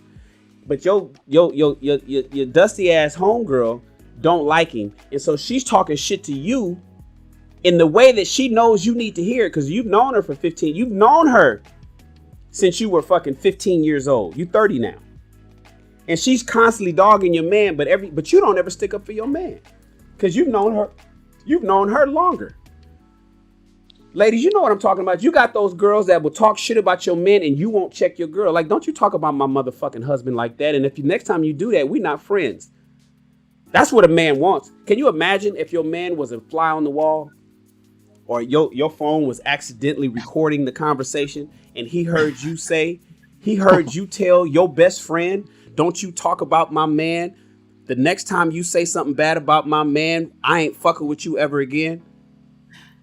Yeah, but you know why that don't happen? Because your girl is complaining to her friend about you. So, you know, I was just going to say that. Yeah. So she feel like, you know, okay, let's bash John in some more today. Or what did John do? Did John get on your nerves? Because she complains to her friends. Yeah, that's another rule in a relationship that shouldn't happen. You know, if you're having problems in your relationship, you should keep your relationship between you and him. And the thing that we mess up about, we tell everything that's going on that we need to talk about to our man or our woman, to our friend, when we're supposed to be having that discussion with our man or woman. You see what I'm saying? But if your man or woman is the problem, Shoot, what if your man or woman is the problem? Who do you talk to? Well, if you know this already, you still need to talk to that person, and you need to come to realization. You need to come to realization that relationship is over. You know what I'm saying? I have a 3-question rule, and this never fails. You know what I'm saying? And the questions has to be all yes. If it's not yes, if any one of the questions is no, you need to reevaluate your relationship or bounce. Uh-oh. You know what I'm saying? What's the question, Shoot? What's your 3 questions? All right, everybody listen up. Number 1. Dana, you with me? Chris, you with me? All right. Number 1. Can you see yourself with the person that you're with in a regular relationship just like they are? You cannot change them. You cannot add anything. Just like they are, can you see yourself in a relationship with them for the rest of your life? That's question 1. Wait, slow down. I'm about to write these down. Hey, Dana, this is copyright now. This is copyright. You gotta ask for permission. Shuby, can you hear me? What's up, baby boy? Huh? Go ahead, Chris. We can hear you. That first question is the question that my mentor asked me. He asked me that same question when I was getting divorced, And that is the question that I take with me every time I enter into or I get ready to date somebody. I ask myself, can I see myself with them if they never change? Can I stay with them if they never change? But And if see, there are things that I like that about them that will never change and they're deal breakers, they're gone. but I want you to add this on the end because it's going Great to question. make it sound like an eternity. Add for the rest of your life. Till you die. Okay. So Chris fell out. Chris is driving, so he fell out. All right. So that's number one. Dana, that's, can you see yourself with this person just like they are in a regular relationship for the rest of your life? You cannot say, oh, well, if he changed, or well, if this may happen. No. Take the question just like it is. Question number 2. Can you see yourself with this person just like they are married for the rest of your life? Okay. Married for the rest of your life. Now remember, the first question you can walk away. The second question you can't walk as easily. We got paperwork involved. We got assets. We have bank accounts, children. You know what I'm saying? All that, okay? Number 3. With all the data that you have collected, knowing what you know about this person, can you project with the data that you have, can you project in the future on your last breath, can you say, regardless of the ups and downs, we had a good ride? With the data that you've collected and know, seeing this person, dealing with it for the rest of your life, because they're not going to change. On your last breath, can you project in your future, can you say, we had a good ride? If any one of those questions, hold on. If any one of those questions is no, you in the wrong relationship. I guarantee you, if you take these 3 questions and you ask yourself with your past relationships, one of those questions is going to be no. I'm going to ask my mate those questions about me. First, ask yourself. That's why I'm writing it down. First, ask yourself, because you know how he is now. He's not going to change. Yeah, this is a self-assessment, Dana. First, before you ask him and you therapize him, you gotta think about him in the private confines of your bathroom and say, damn, can I roll with him as is for the rest of my life? Can I roll with him when I'm locked in by the government for the rest of my life? And once I'm done, can I imagine saying it was a happy ride? Yeah. You should ask those questions within yourself. But the thing is, I think with women, when we ask those questions to ourselves about our man, our significant other, most likely we're going to say yes. The problem is if we ask our significant other, what their answer going to be is going to be totally different. It's not going to be honest, for one, because this is a self question for yourself, because you know how that person is with you. Now, if I ask, it has to be separate, because I can go and ask him and say, hey man, can you deal with Dana just like she is for the rest of your life? He may be like, man, well, if you hesitate on that, it's something in there that you know. If you say, oh yeah, for sure, right? Now take a minute to think, what you've been through so far. Can you deal with this on a long-term basis forever, for the rest of your life, right? You see I'm putting emphasis on for your life. Okay, 30 years, second, 40 more years. Right. For you, because you're young, you got 60 years of this. You know what I'm saying? That's a long time. People and women in relationships right now are in relationships knowing, I have posted something knowing that you think you in this relationship and you think you're going to change something and they just like they are and you leave, but then you come back to the same nonsense that got you here in the first place. You know what I'm saying? So those are the 3 questions. And if any one of those are no, I don't think the person should be in that relationship. You know what I'm saying? Yeah. So, you got to put for the rest of your life on it. on there to make it deeper than what the questions is saying. You know what I'm saying? But Because it see, seems like then if y'all was to ask yourself those questions, y'all don't like that word for the rest of my life. well, you got to Like depend y'all, on who you asking. It depends on who you asking. Yeah. You know, I know we in topic, off topic. It depends on who you're asking. You know what I'm saying? If someone is sure of themselves and know what they got going on, and they know, and they, how you say, sacrifice all the nonsense to find the one that they may want. That's man or woman. You see what I'm saying? I learned a lot, and Shan know. He knew what happened over here on 81st Street. You know what I'm saying? That I learned a lot on this. I tell you, out of all the women that I've dated, I can say there's only one that I had the worst relationship I ever had in my life. The worst relationship I ever had in my life. You know what I'm saying? And that taught me not to go back on my deal breakers. You know what I'm saying? So boundaries.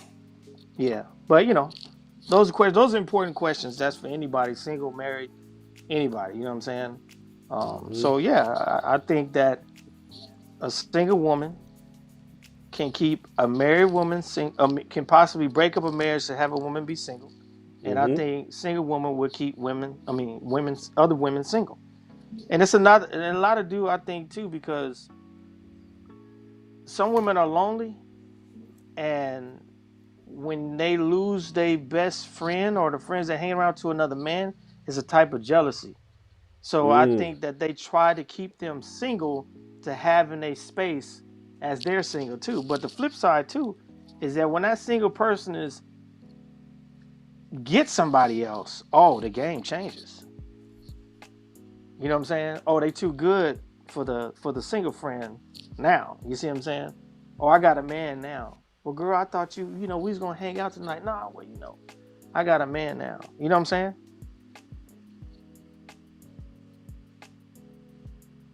Dang. All of my, when I look, thinking like my close friends, which is what, 1, 2, maybe 3, they're all in relationships. And then at some point they were all married, divorced, but they're all in I'm the only single one. I'll put that in quotes. So if I'm like, so they know, like, if I'm on the phone with them and I'm telling them about, oh, my friend or whatever, they be like, girl, whatever. So it's like, I asked them, I'm the one who asked them for advice. So I think, but I do know how to pick my friends. So if they don't, like, we don't have the bashing session, and they probably wouldn't. They would be the ones to say, mind your MF business. Don't worry about this over here. So, and even if, like, they're saying, yeah, we got into an argument, whatever, but it's not kicking his back in. And I think that goes with maturity and the type of men that they pick, because they pick men who are men, provide, and not just about paying the bills, but attentive and everything else. So yeah, I can't go to them and talk mess about their man, and that's not even a conversation that we, like, entertain. So Right. yeah. And you gotta be able, like Shan said. At the same time, Dana, you in a relationship. You're single because if you ain't married, you're single. She went to the left on that. Her eyes changed. You saw that? She's in a relationship. I didn't catch body language, bro. She's in a relationship. She's in a relationship. I want to give a shout out to Dana because, while Dana is single because she's not married, Dana also is in a relationship with a man. And that's important. I do want to give a shout out to BL. BL is always taking care of the channel. He's always taking care of the channel. Another super chat. Excellent questions, but low key it eliminates average men in most women's eyes because their favorite thing to say is, and Shuby, this is for you. Excellent 3 questions, but low key it eliminates the average men because in most women's eyes because their favorite thing to say is, I'll take him if he has ambition. No. No, I'll that's take whack. him if he has ambition. A lot of women say, I'll take him, Shuby. I'll have him. I'll get a man. But if he has ambition, Build-A-Bears. I'll take a Build-A-Bear. Hey, how many women out there are tired of building a bear? You understand what I'm saying? Ambition can be laying up eating your food with no job, with his socks off, watching cartoons or something. I mean, why do y'all do that? I don't understand. You know, I see the quality in him that he can be somebody. How about finding somebody that's already somebody? You know what I'm saying? Stop wasting your time. You wasting your time, energy, and most definitely is going to be your income. You know what I'm saying?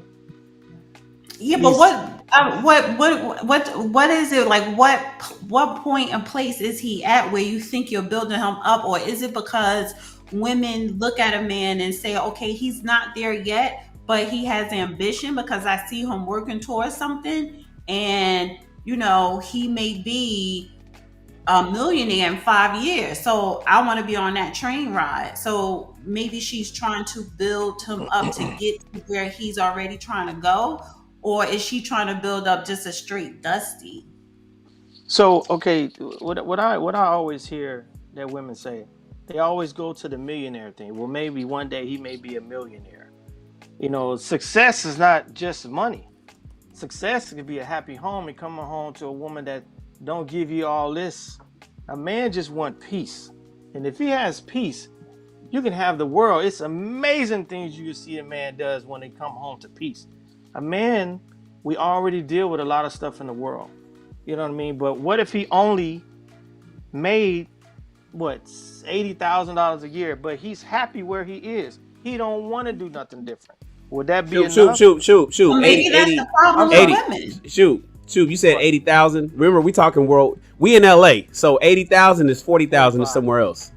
But 80, when you said 80, 45. That's true. But because a whole lot of women just now. Shoot, Daddy. There's a whole lot of women said 80. Shit. Okay. You know how we get down, Shoot. You know how we get down, Shoot. But let's talk. We got to average it out for the rest of the. 45. I was saying that's average. 80. 45,000, Shan? Yeah. Use 45 because we talking to everybody in America, not just us here in LA. 45,000. Man didn't want to change anything. You know what women always say to me? Well, what if I can build him up, or build a company with him and get him more successful? He just told you he's happy with $45,000 a year. He has no debt, and he's happy where he is. You know what I'm saying? Would that be satisfactory for you? But women miss out to add their income to what he's making. You understand what I'm saying? It's always, well, I can build his money up, but wait a minute. Don't you have cheese too? So if you had 45 and he had 45, what's that? That's 90,000. Y'all could do a lot with that if you don't overspend and live out your means. But I think for me personally, happiness is weighed to different people different ways. Me coming home, not having to argue, being able to trust my wife at home, doing what she needs to do. I'm out here doing what I need to do and come home after dealing with the world out there and come home to a peace home. Oh, that's golden. I'll take a woman that's broke before I take one that's making 45,000 or more with all this. There's no way. There's no way. Yeah. No way, Dane. Mm-hmm. A woman with no money, will give a man that's making $100,000 peace of mind that he'll end up making $200,000 because he can't wait to get home to his woman, and she's giving him the open freedom to be able to double his bread. But a woman that's making $50,000 to take $100,000 man and make him lose half his wealth simply because of her goddamn mouth. Man, come on with it, Shan, Daddy. He losing his money because of her mouth? Because he's gonna be problematic. He's late at work. He's not productive out there in the workplace. He ain't getting shit done. Like one of the tenets of the 6 things that 40-plus-year-old men need to do to become a zaddy. The number 6 one was we get shit done. The number 6 thing that men over 40 must do if they want to be considered a zaddy is that we get shit done. The problem is if you got a woman that's putting all this stress on you, if you out there doing what you say you're doing acquisition and mergers, say you're out there, you're executive vice president of production, but then you don't want to go home. You're not sleeping like you're supposed to. You're not eating like you're supposed to. You eating fast food because you ain't getting no food cooked at home because we gotta have sex. You holding back the pussy?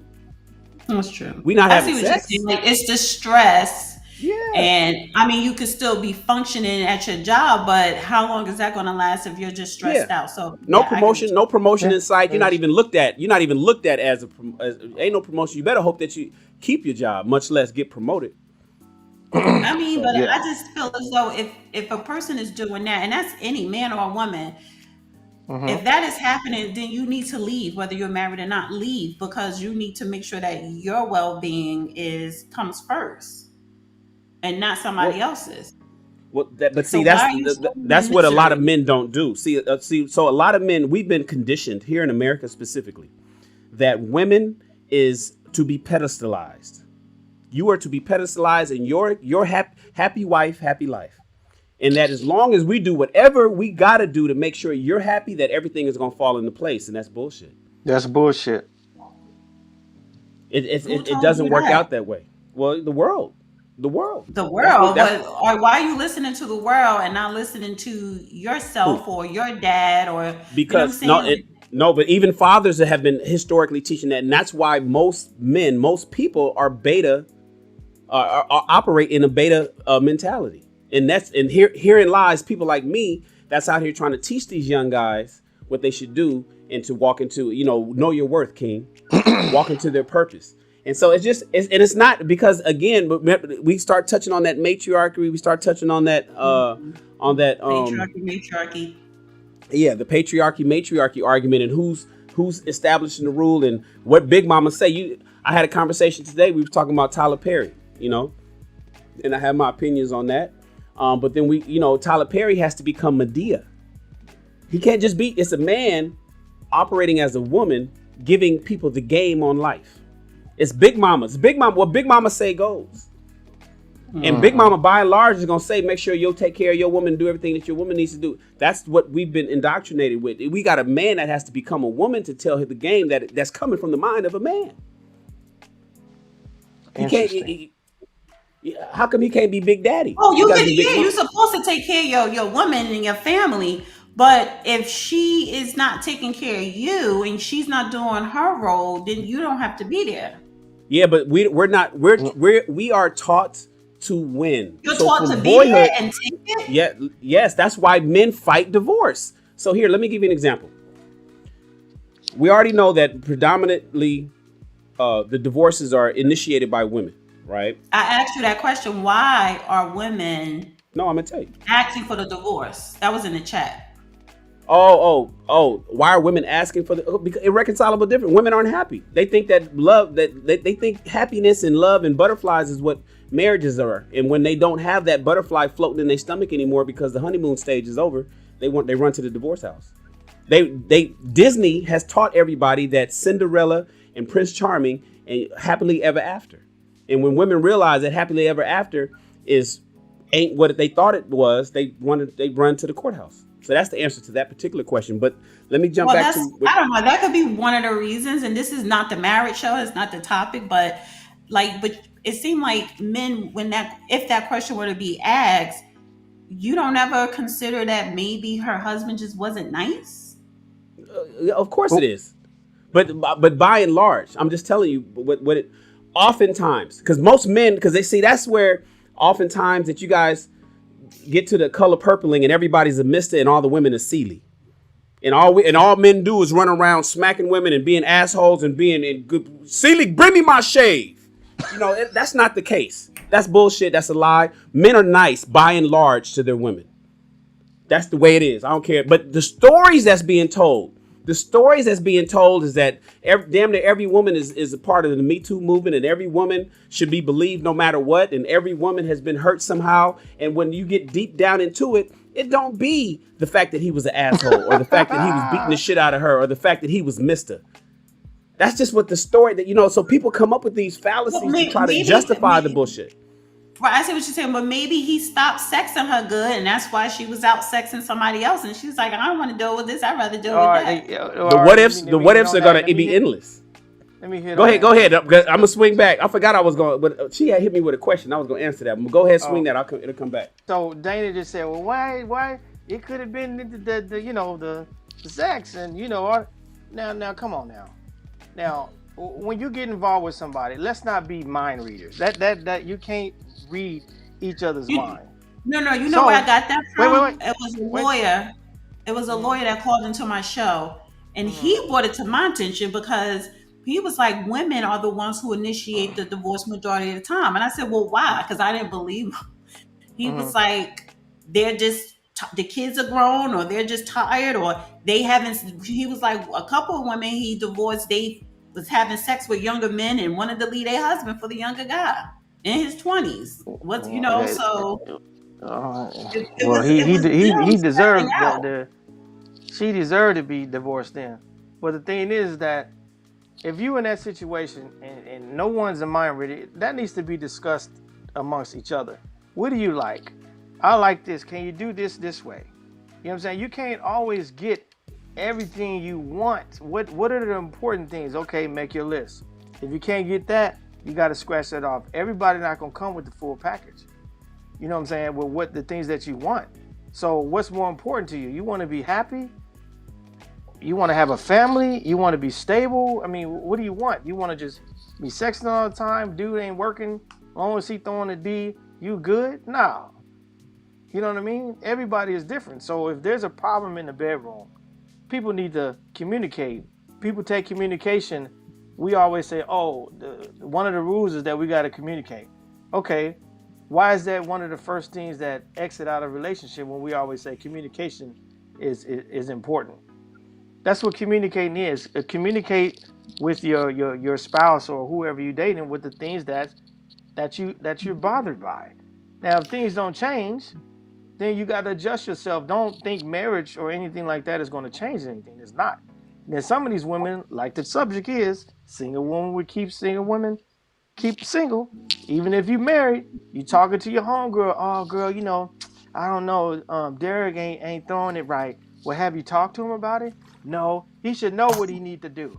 You know what I'm saying? Maybe the single people, like Shannon mentioned, social media, they're making the single life look like it's so much fun. And it ain't. It's less of a headache, as if you're happy. And then, and those same women who are portraying this image, and they see their friends who are in a relationship who are married, so they're trying to convince them, come over here, because really you're miserable and misery loves company. So that's right. And then but Shannon, the woman that's married that got the husband who ain't giving it to her, right? She's like, well, girl, let me try that thing. Yeah. Hold on, shoot. Hold that thought. Hold that thought. Because I got to give a shout out to RCC. I got to give a shout out to RCC 72 Detroit for blessing the channel with a $10 super chat. He says respectful. He's talking about things that's important for a relationship. He even speaks on some stuff that you mentioned just a minute ago, Shoot. He says respectful. Treat him the way you would treat your great grandparents. Ladies, be respectful to your man. Treat him the way you would treat your great grandparents. Next, be cooperative. RCC 72 from Detroit says, be cooperative, ask questions and provide information. And companion, be his a companion, ladies. Be a joy to spend time with. That's the fun part. I'm going to talk about the fun in the 5 F's. He's touching on it. Fit, feminine, friendly, faithful, and fun. That last one, the companion, is the fun side. That's the fun side. I don't really talk about that much, but RCC hit on it. He said, be the companion, be a joy to spend time with. And then I got to give a shout out to Mr. Awesome.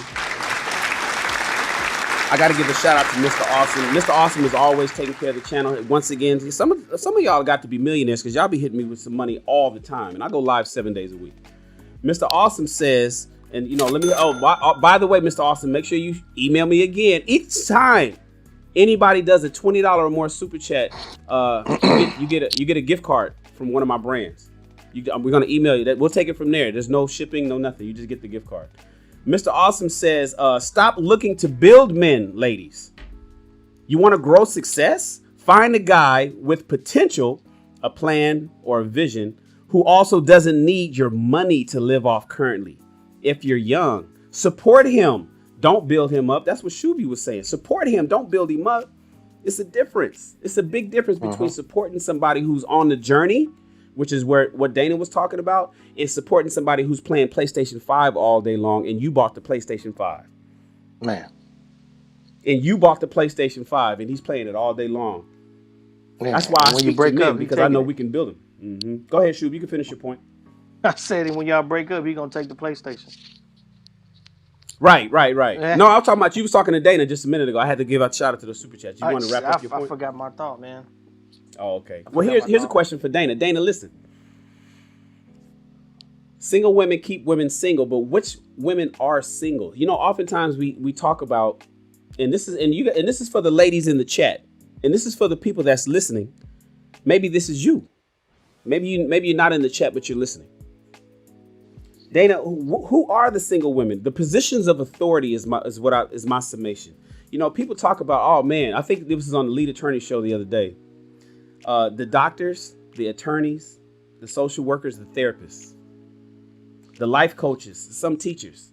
Think about what's the common denominator between all of those career paths for women?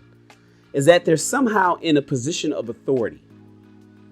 And the authority side of it seems to mesh or meld over into the relationship side, and there becomes a head. And so that's why oftentimes people say, brothers, you should avoid the women. You should avoid the women that are taking up careers that are a position of authority, like doctors, attorneys, social workers, like therapists. You know, are you dating a therapist? Are you dating a life coach, fellas? Are you dating somebody out there who's a life coach? Now, Dana comes on this channel all the time. She says, listen, Shannon, really the only time I talk about relationships is when I'm on your channel. I talk about money on mine. We get money. When I'm with Judge Joe Brown, we talk about economics and politics. So, but you got those women out there, fellas. You got people out there that becomes a life coach. They want to coach you about your life, tell you what's wrong with you. They want to be your therapist. You got people that want to be a social worker and fix people. Dana, do you find in your experience that women who take on career paths where they are in a position of authority tend to be women who are harder to deal with or are single more often than not? Yes and no. I'm gonna say yes. I think I mentioned this to you before. A doctor, and I actually did 2 shows with her. And whenever I could catch her, because she's an obstetrician and a gynecologist, so she's delivering babies, so her schedule is crazy. But she's in her 50s now, yeah. But so I have to catch her when she's available for us to do a self-care show. And she's getting married this year, but she said she say, you know, she doesn't envy me, but she was like, I appreciate you and I honor you because you have children. And she was like, she doesn't have children. She was like, because she was focused on her career. She went to Duke, Columbia, and then she was living a doctor's life in New York City, right? So, see, even if she was in where you're at, Shannon, or New York, you know, metropolitan area, and you making good money. She said she was like, I had to Sex in the City life, you know, have sex and say, okay, you got to get out because I got to go to work. And she was like, and she regret that. So, and even talking to her in those roles, you have to be authority because you're dealing with patients. So you have to know what you're talking about. You know, that's important. So the problem is, do you know how to shut it down and shut it off when you're off work? And a lot of times you do not, and that is a problem. And some women don't admit that. Some women do, and then they learn from it and change. She's getting married, and she realized she had to change her attitude and her ways, you know, because she didn't want to grow old alone. So I didn't think of it authoritative careers, but at the same time, you know, okay, so what is a career field where you're not in some type of authority? And so whether it's those type of careers or not, you have to learn how to turn it off. Even like I'm a massage therapist. I'm kind of in authority because you're naked on the table, so it's vulnerable. But it's different. But I'm still giving. You know what I'm saying? Because it's more of a healing thing. Mm-hmm. But it doesn't matter because You tough. when I'm done with that, when I'm home, like I shut that down. I don't bring that, and you cannot bring that energy home. You cannot bring that energy to another person, and that is the problem. Yeah. If you a See, massage the issue. therapist, you need to be bringing your massage therapy home. Do you massage your mate at home? I don't even want to do that because I Oh, get see, no, no, Dana, no. You see, perfect and that's example, Shan Daddy. but you know why? You know why You I'm see like that? that?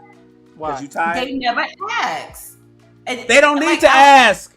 No, They don't it's What are you need to talking ask. about? What human being don't want a massage? no, like Dana? I'm not saying I've never done it. I never like I do it. Oh no. But It should be it's something to automatic. It should where- be as automatic as a blowjob in the morning. But no, but because it's one of the things why if you with your significant other, me doing it to a significant other, my man, they looking at it. Oh, okay, we about to get into something sexual. So I don't like to cross Well, what's wrong with that. what? Because I'm a What? licensed massage therapist. I'm not a masseuse. And it's like, look, I will give you a foot rub because you've probably been on your feet and you just, you need your feet rub or you need a professional massage. But it's like, but don't think that this is going to lead to something else. I have to stay in that professional mode. Wait. No, I think she. So at home, you bring in the work You got to stay in that professional atmosphere mode at home. criteria No. at home. If he wants a massage, I'm putting on a professional hat as a licensed massage therapist. Like, okay, At bro, home. can you massage my feet? Can you massage my shoulders? At home. If he wants it, yeah, I put on a professional massage therapist. Now, This is why. Why you Massage can't therapist put on a is on the professional? list. Why you can't put on No, a sexy massage therapist girlfriend at home with her man? That has a if skill we're that you being learned. intimate- If we're being everybody don't- intimate, I'm not the massage therapist. Then I may be a sexual masseuse or something, but I don't even incorporate that. So it's I stick to listen. If you need a massage because you're tense, and yes, he's tense a lot, I'm gonna give him a good massage. But then if he doesn't, but this is the thing: if he don't always want the massage, he wants something else. Then do that. Well, do that. Do No, I don't it. have a problem. I'm not saying I don't. I'm just saying it's one or the other. If he says to me, "I need a massage," Okay. I know he's We ain't not gonna beat looking you up. for something sexual. We're not gonna beat her okay. up. We're not gonna beat her up. All right. Because Yeah, because You the reality are is, equating sex with it. listen, No, we you ain't said equate that. nothing. You said that. I see. Yeah, because if he say I want a massage, that's what he's getting. Okay. I don't- And if you want a blowjob, give him a blowjob. But you saying no, you I can't have a give him that blowjob. too if he wants it, but. When I say massage therapist, majority of the time people automatically think of sex, and I hate that. All right, we Oh, don't want to make it We gotta personal. have We don't another wanna topic, make it another We don't make it topic on that. personal. Dana- No, we don't. We Dana- can keep it on the same topic. They We're not gonna. do. Dana, you need to. I need to talk to your man. Tell him to pull up. I need to talk to him. I need to have a one-on-one with him. Make sure that he's Dana getting be everything wearing that me he out, needs. man. I need to know he's getting everything he deserves. Everything that man deserves. I do want to give a shout out to Big Guy Journey. Thank you so much, Big Guy Journey. Thank you so much to Big Guy Journey. Big Guy Journey. What does he say? He says, "I have a woman that I used to kick it that I used to kick it with. Want to still be connected to me." Hold on, let's get ready to pull off.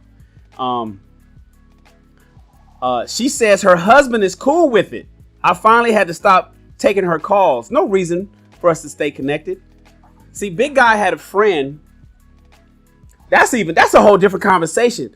That's a different conversation. I'm talking about single women keeping women single, and if you want to flip it on its head, single men keeping men single. But Big Guy Journey, you talking about you as a single man being friends with a married woman. And you said that you cut it off. You stopped taking her calls. I'd have to question that marriage. That's just me. I'm gonna have to ask that man, what the fuck you talking about? He's okay. You okay with her talking to him? Does he even know you? Does he know that you might have her in the back of your car taking her to Pound Town while he at work? Because married women may not be getting certain things that I'm just not necessarily saying I'm saying it from experience, but I'm just telling you, some married women will look towards you, big guy. They'll look towards you and say, hey, I just want to talk to you. I just want to talk to you. And that turns a woman on. She'll get moist simply because you saying the right things to her. And next thing you know, she wants to do brunch. And the next thing you know, you guys are your cars are parked in this dark section of the parking lot at the mall. In the back seat, I think he smashed his friend. Is lots of space in the back seat. Shout out to Big Guy Journey for cutting that off. Shout out to you, Big Guy Journey, for cutting that off. It's almost like you saying you got more respect for their relationship than they do. That's weird. And then my guy Dwayne H. Wait, ask him, did he smash her first, then cut off? I know. We're gonna come back to that. I want to give a shout out to Dwayne H for the super chat. Dwayne is always taking care of the channel. He says, ain't no such thing as single women. It's plenty of men they not claiming. Dwayne says the women, ain't no single women. Y'all got men. Friend zone, hybrids, fuck buddies. You know tonight's broadcast was going to be how to have a proper fuck buddy. I might do that tomorrow morning instead at tomorrow morning's show. I might do how to have a fuck buddy and do it the right way. I'll figure it out, but that's what Dwayne is talking about. Dwayne said, ain't no such thing as a single woman. It's plenty of men and that they're not claiming. Thank you for the shout out. He's saying women got men. Y'all not saying nothing. Listen, Dana. Mm-hmm. It's about women in those particular careers. Doctors and attorneys, the therapists, the police officers. Women that are in authority, like you said, that don't know how to turn it off because you can't tell them nothing. Oftentimes, that the reason why those particular women generally are more single than most. And there's plenty of career paths that women take most career paths, professional career paths that women don't have to necessarily be a boss, have to boss up like that. But it's because you can't tell them nothing. Because as soon as a man wants to talk to his woman about something, she has a better idea. And even if he takes that better idea into consideration and he still wants to go with his original idea, that becomes a point of contention in the relationship. She wants to fight him.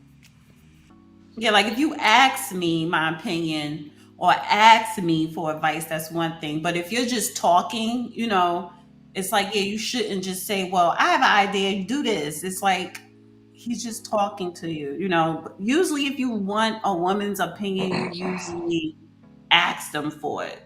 Instead of sometimes with women, we won't ask you, we just talk to you, wanting you to just automatically give it to us. It's kind of crazy and backwards. Right. But remember, TJ even said it too, that what? Because she was in the military. Oh yeah.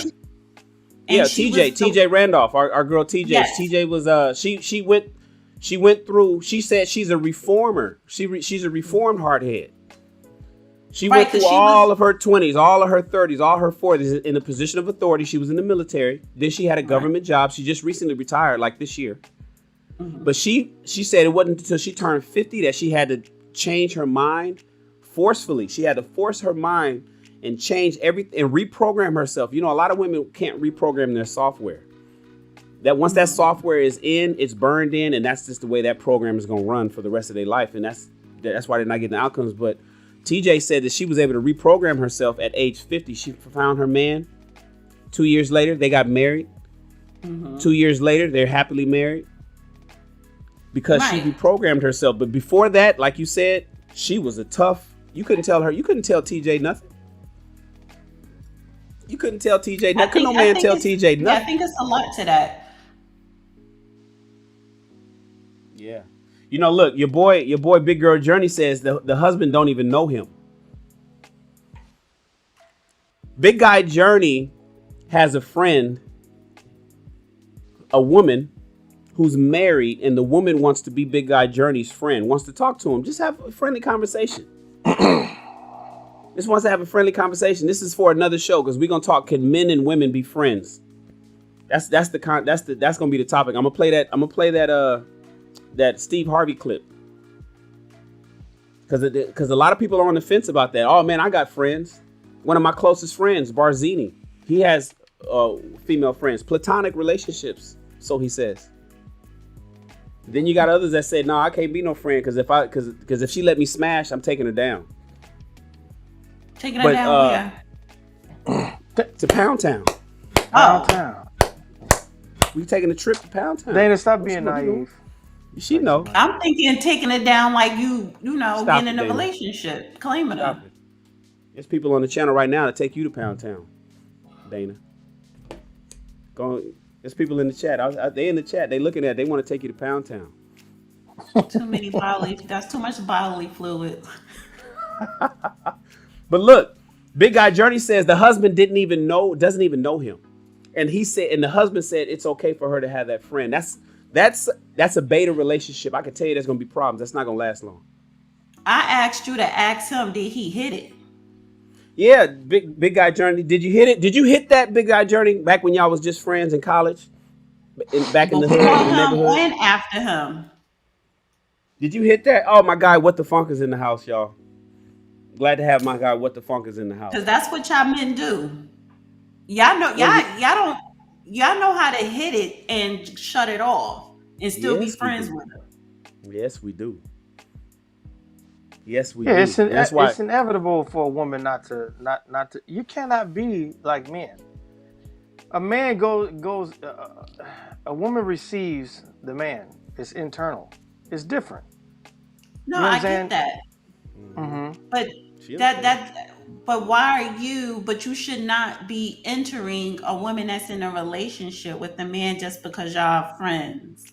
And she wants. A lot of times the women will come on to you, and you'll slide in it, and then wash yourself off and go on with your day. But you shouldn't even be doing that, knowing that she's in a relationship. Well, that's where Big Guy Journey comes in. That's where integrity comes in. Yeah, I agree. That's where integrity comes in. I got neighbors. I got neighbors here in my neighborhood on my block that their wives want to take me down. I'm pretty sure, honey. They see me come and go. They see me come. They know my house. They see me come and go. And if I didn't have the integrity, I'm not Pookie. I don't do Pookie. I don't do Pookie shit. Pookie would take him down. Shannon, I'm not fucking my homeboy's wife, even though I know his wife wants to fuck. How do you know they want to have sex with you? Oh, come on. Dana, you want to have sex? No, what do they do? What do Dana, these naive, women do? She's played Dana, too much. You want to have sex? Dana, you want to have sex with me? What are you talking about? No. Men know. I want you to tell me what these women in relationships in your neighborhood, like, what do they say to you, or what do they do? Like, I don't want to get too deep into it, but they might be on the show. But men know when a woman wants. There's choosing signals, Dana. You know the term choosing signals. I know you don't talk about relationships on your channel, but I teach choosing signals to men. Men don't need to be taught them. I teach choosing signals to men so they can recognize when women are sending them. I teach choosing signals to women so they know how to send them. Back in the day, it was called women dropping their handkerchief. Have you ever heard that? Have you ever heard that? That move. So back in the day, let's take it back to the roaring 20s. Woman would be walking by. If she saw a gentleman that she was interested in, she'd politely drop her handkerchief and he'd pick it up and say, "Milady, I believe you dropped this," and then that's how they started the conversation. Right now, you can have choosing signals in social media. Choosing signals, I'll give you one before, without going deep into what the show is going to be when I do it. One of them is social media. Ladies, see, a lot of women feel that the men should just approach them. Women should just sit around and wait for that nigga to break in her door and ask for her hand in marriage. Women that don't position themselves. We talk about positioning. We talk about this a lot over on my other brand with my guys. There's 12 of us called Ask a Black Man Anything. But women need to position themselves to be chosen. And if you find somebody that you're interested in, if you find somebody that see, a lot of people be jumping down on Brittany Renner and how she, they say, preyed on PJ Washington. She went and got that nigga. She went and got him. She recruited him. And so one method that women can use for choosing signals, I know this is off topic, but let's talk about it. Social media. See, if you see a man, ladies, on social media and you like what he says, you like him, but you may not necessarily be sliding in his DMs. You're not the slide in the nigga DMs type girl. liking on a bunch of his photos is not a good method, because oftentimes he won't see those photos, especially if he's popular and has a bunch of people. We don't see the likes. So say, for instance, he posts a barbecue. Say he's barbecuing. You know what you do? Instead of sliding in his DMs and saying, hey, what's up with you? Are you single? And some overt shit like that, you simply say, oh, wow, that looks good. What type of barbecue sauce do you recommend? You don't even give a fuck about what kind of barbecue sauce that he's using in that photo that he put on Instagram. But you're asking, you don't give a damn about the barbecue sauce. What you just did was you put yourself in front of all the other women that hit all the other 500 likes that he got. And see, you shot him a DM. Now, here's the thing. He's going to see the DM and he's going to say, he's going to see 6 DMs because maybe this dude is super hot. But guess which one he's going to respond to? Guess which one he's going to hit the heart eyes for? Not talking about how hot he looks. Right. Or that don't matter. The one that he likes. The one that he visually sees. Dana taking notes. You see her? What's going to happen is when he's like doing a little quick reel, a video reel of his barbecue, and he's like, yeah, about to cook me these ribs. This shit is popping. And he posts that little video up on his Instagram, or maybe he takes a picture of his plate at a restaurant. You send a DM and say, wow, that looks good. What restaurant is that? Mm-hmm. I know you said which restaurant, but which location was it? Because maybe they have a different chef than the one that's over in my city. You start there. Ladies, you got to position yourself and put yourself in the forefront of his mind. And let me tell you what all men is going to do. Not some men, not half of the men, 100% of the men. He's going to click on your profile and take a look. He wouldn't have seen you if you just liked his picture, but he's going to click on your profile and take a look before he answers. And if that brother likes what he sees, he's going to go back to that DM and he's going to reply to you and say, oh, I used a little bit of barbecue sauce, but I add some honey and salt. I add a pinch of salt.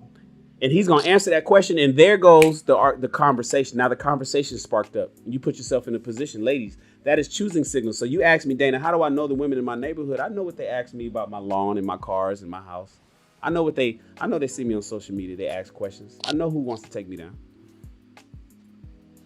But they married. So okay, so yeah, we're just talking about the hookup game. Also, because I would never suggest somebody use social media if you're looking for a relationship. Oh, why not? Instagram is the #1 dating site. It ain't Tinder or Bumble. It ain't Hinge. Like social media is superficial, and I like to meet someone in person in real life. Now, mind you, I did slide in somebody's DMs because I was on an Instagram live probably like 2-3 years ago, and you know how you could add someone at your request, and I added, and that's what I was doing, requesting people because I was on Star in the Morning, and then the one guy that popped in, he had that pepper beard laid down. He was looking sexy. Okay. I was like, damn. I was like, who are you? And then I couldn't hear him.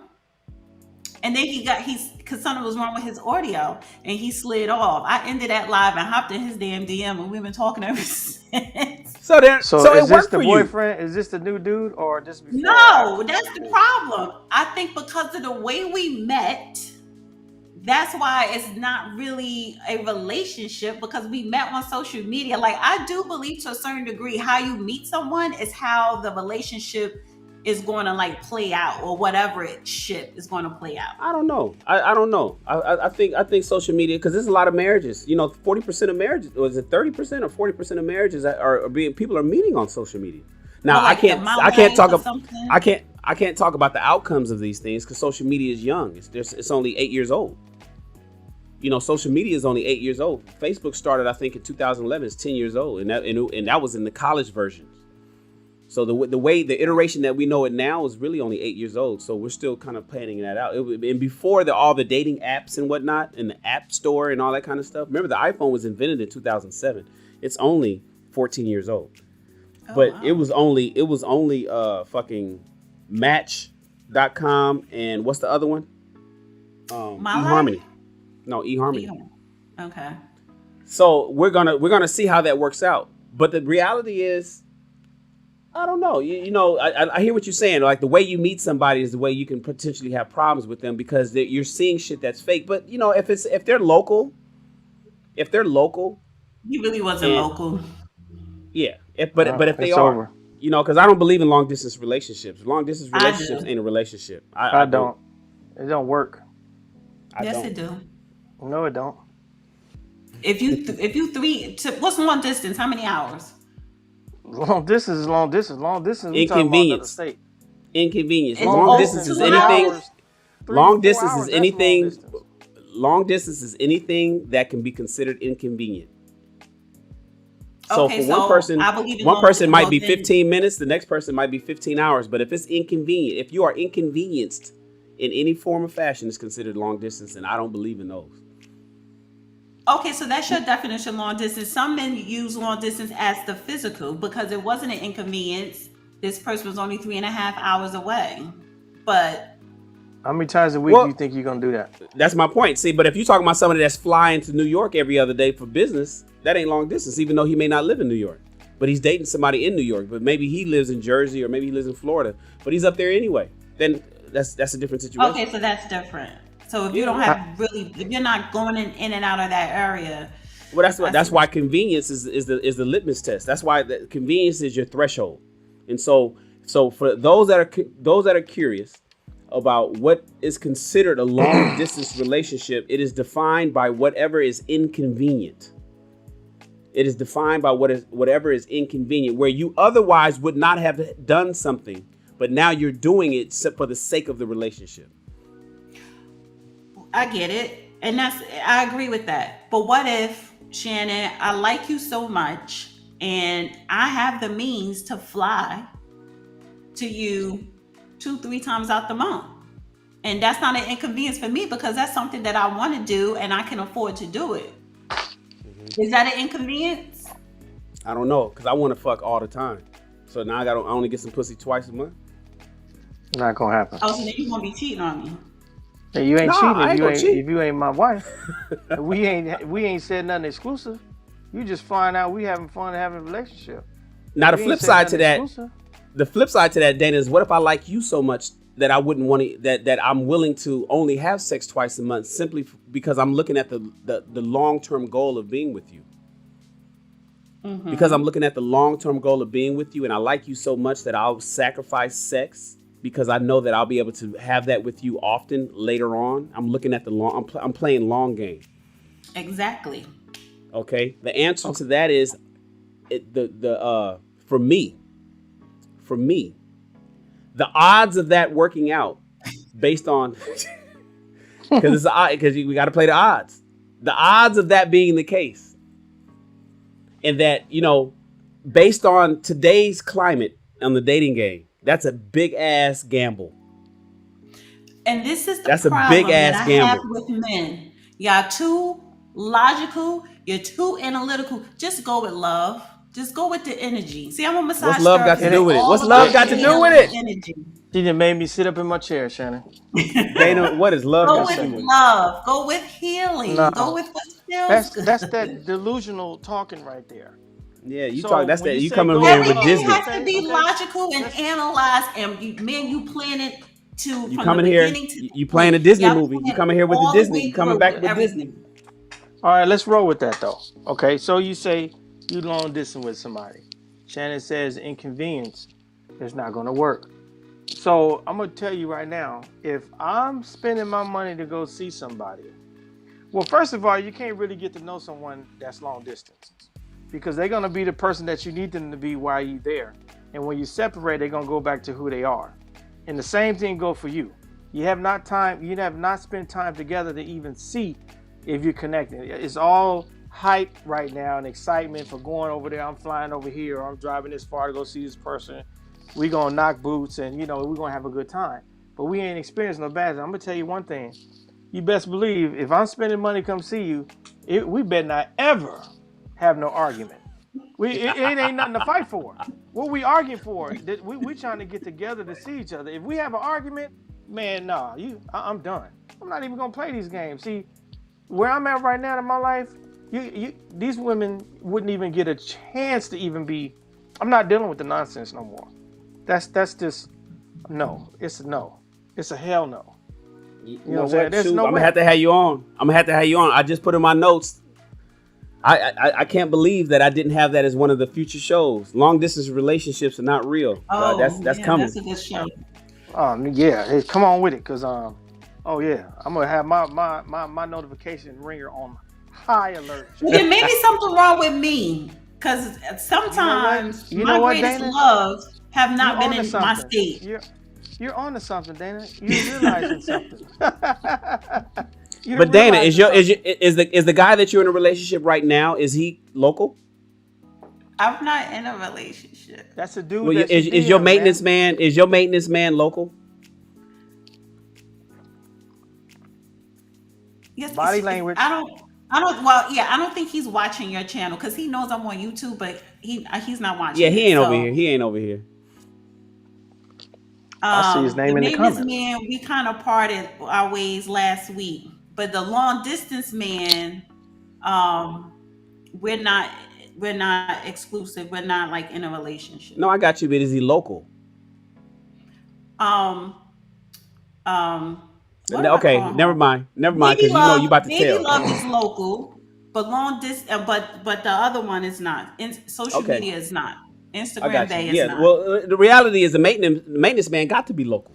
I know, but and we don't have to get into this because I know the maintenance man's local. You let him go last week, and my instinct is to ask you, why'd you let him go? Did you let him go for long distance? But that's a whole nother show. Today we talking about single women keeping women single. And listen, we're gonna wrap it up, you guys. We are at 2 hours and 30 minutes. I wanted to do 2 hours. I got my friends here, Dana, my friends, my inner circle, Shuby. Ladies and gentlemen, ladies in particular, your single friends are keeping you single. My personal suggestion is, if you're looking for long-term, fruitful, healthy relationships with men, with a man, then let your single friends go, because they are going to keep you single as long as they possibly can, and they might not even know they're doing it. They might not even know they're doing it. Let your day ones go.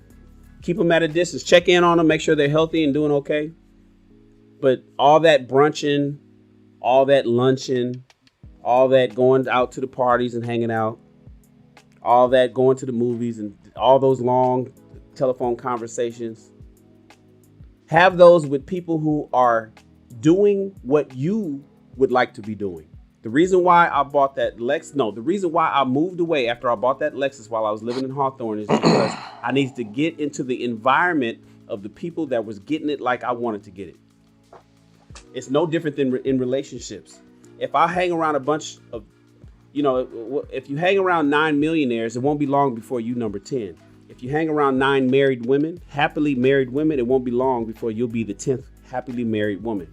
If you hanging around 9 single women and you want to be married, you ain't gonna get married. That's my thoughts on that. Thank you, everybody. I appreciate you guys. I appreciate you, Dana, for pulling up. My man Shuby for giving me you guys time tonight. Remember, fellas, go with your feelings. Man, get the hell off the damn. Don't you listen at her. Down. It's over. Don't you listen at her. Don't you listen at her. What's your shirt say? What does your shirt say? Oh, it says, I had this on the other night. Unless God sent you, I'm unavailable. Oh, God. Elro. That's who designed it. And we out of here, y'all. Peace. Peace out. Dan Daddy Kane. My man, Shu. Glad to have you here, boss. Oh, man.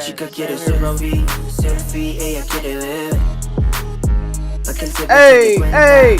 Make sure you join the channel, y'all. I got the join button. You see that join button? I just got approved by YouTube for the membership. I set it up. It's 5 levels. You could be in the Army Reserve. You could be in the National Guard. You could be a full-time soldier. You can be Army Ranger. You can be an Army Ranger. Or you can be Special Forces. It takes a special kind of person to be Special Forces. See, the thing about the membership is, that's where we're going to be talking about and having private conversations. We're going to have a back channel chat. We're going to have a private group where we are all in it, and we can talk about whatever the fuck we want to talk about. Relationships and entrepreneurship, getting the money. Make sure you guys join the channel. I appreciate everybody for being here, listening at my big old bald head, listening to your boy Shan.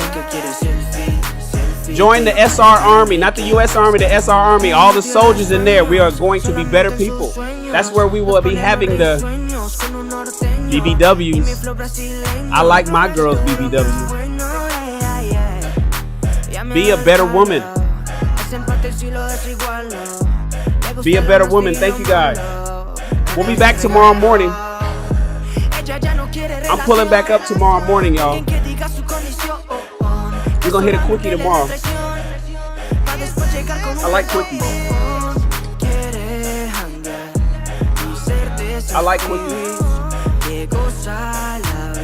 Join the member. Become a member of the channel. I will, in the future, right now, you must follow the channel. You must be a subscriber to chat. Right now, you have to be a subscriber to chat. Do you know in the future, I will be shutting down the chat to only the members? You'll have to be a member to chat. We're going to be doing that in the future. If you're not a member, you won't even be able to be part of the chat. We're going to do that in the future. Lakeisha says she loves seeing my sexy face. Thank you, Lakeisha. I haven't seen yours, Lakeisha. Your page is private. I haven't seen you. I know you sexy, but I don't know what you look like. I've never seen you. What the funk? My guy is in the house. Thank you, Mr. Awesome. Thank you for your support, man. You keep supporting the channel. You keep doing that. You give me inspiration, bro. I appreciate you. I appreciate you. Dwayne H, I appreciate you, bro. RCC 72 Detroit, I appreciate you. Yeah, we was about to get Dana caught up tonight.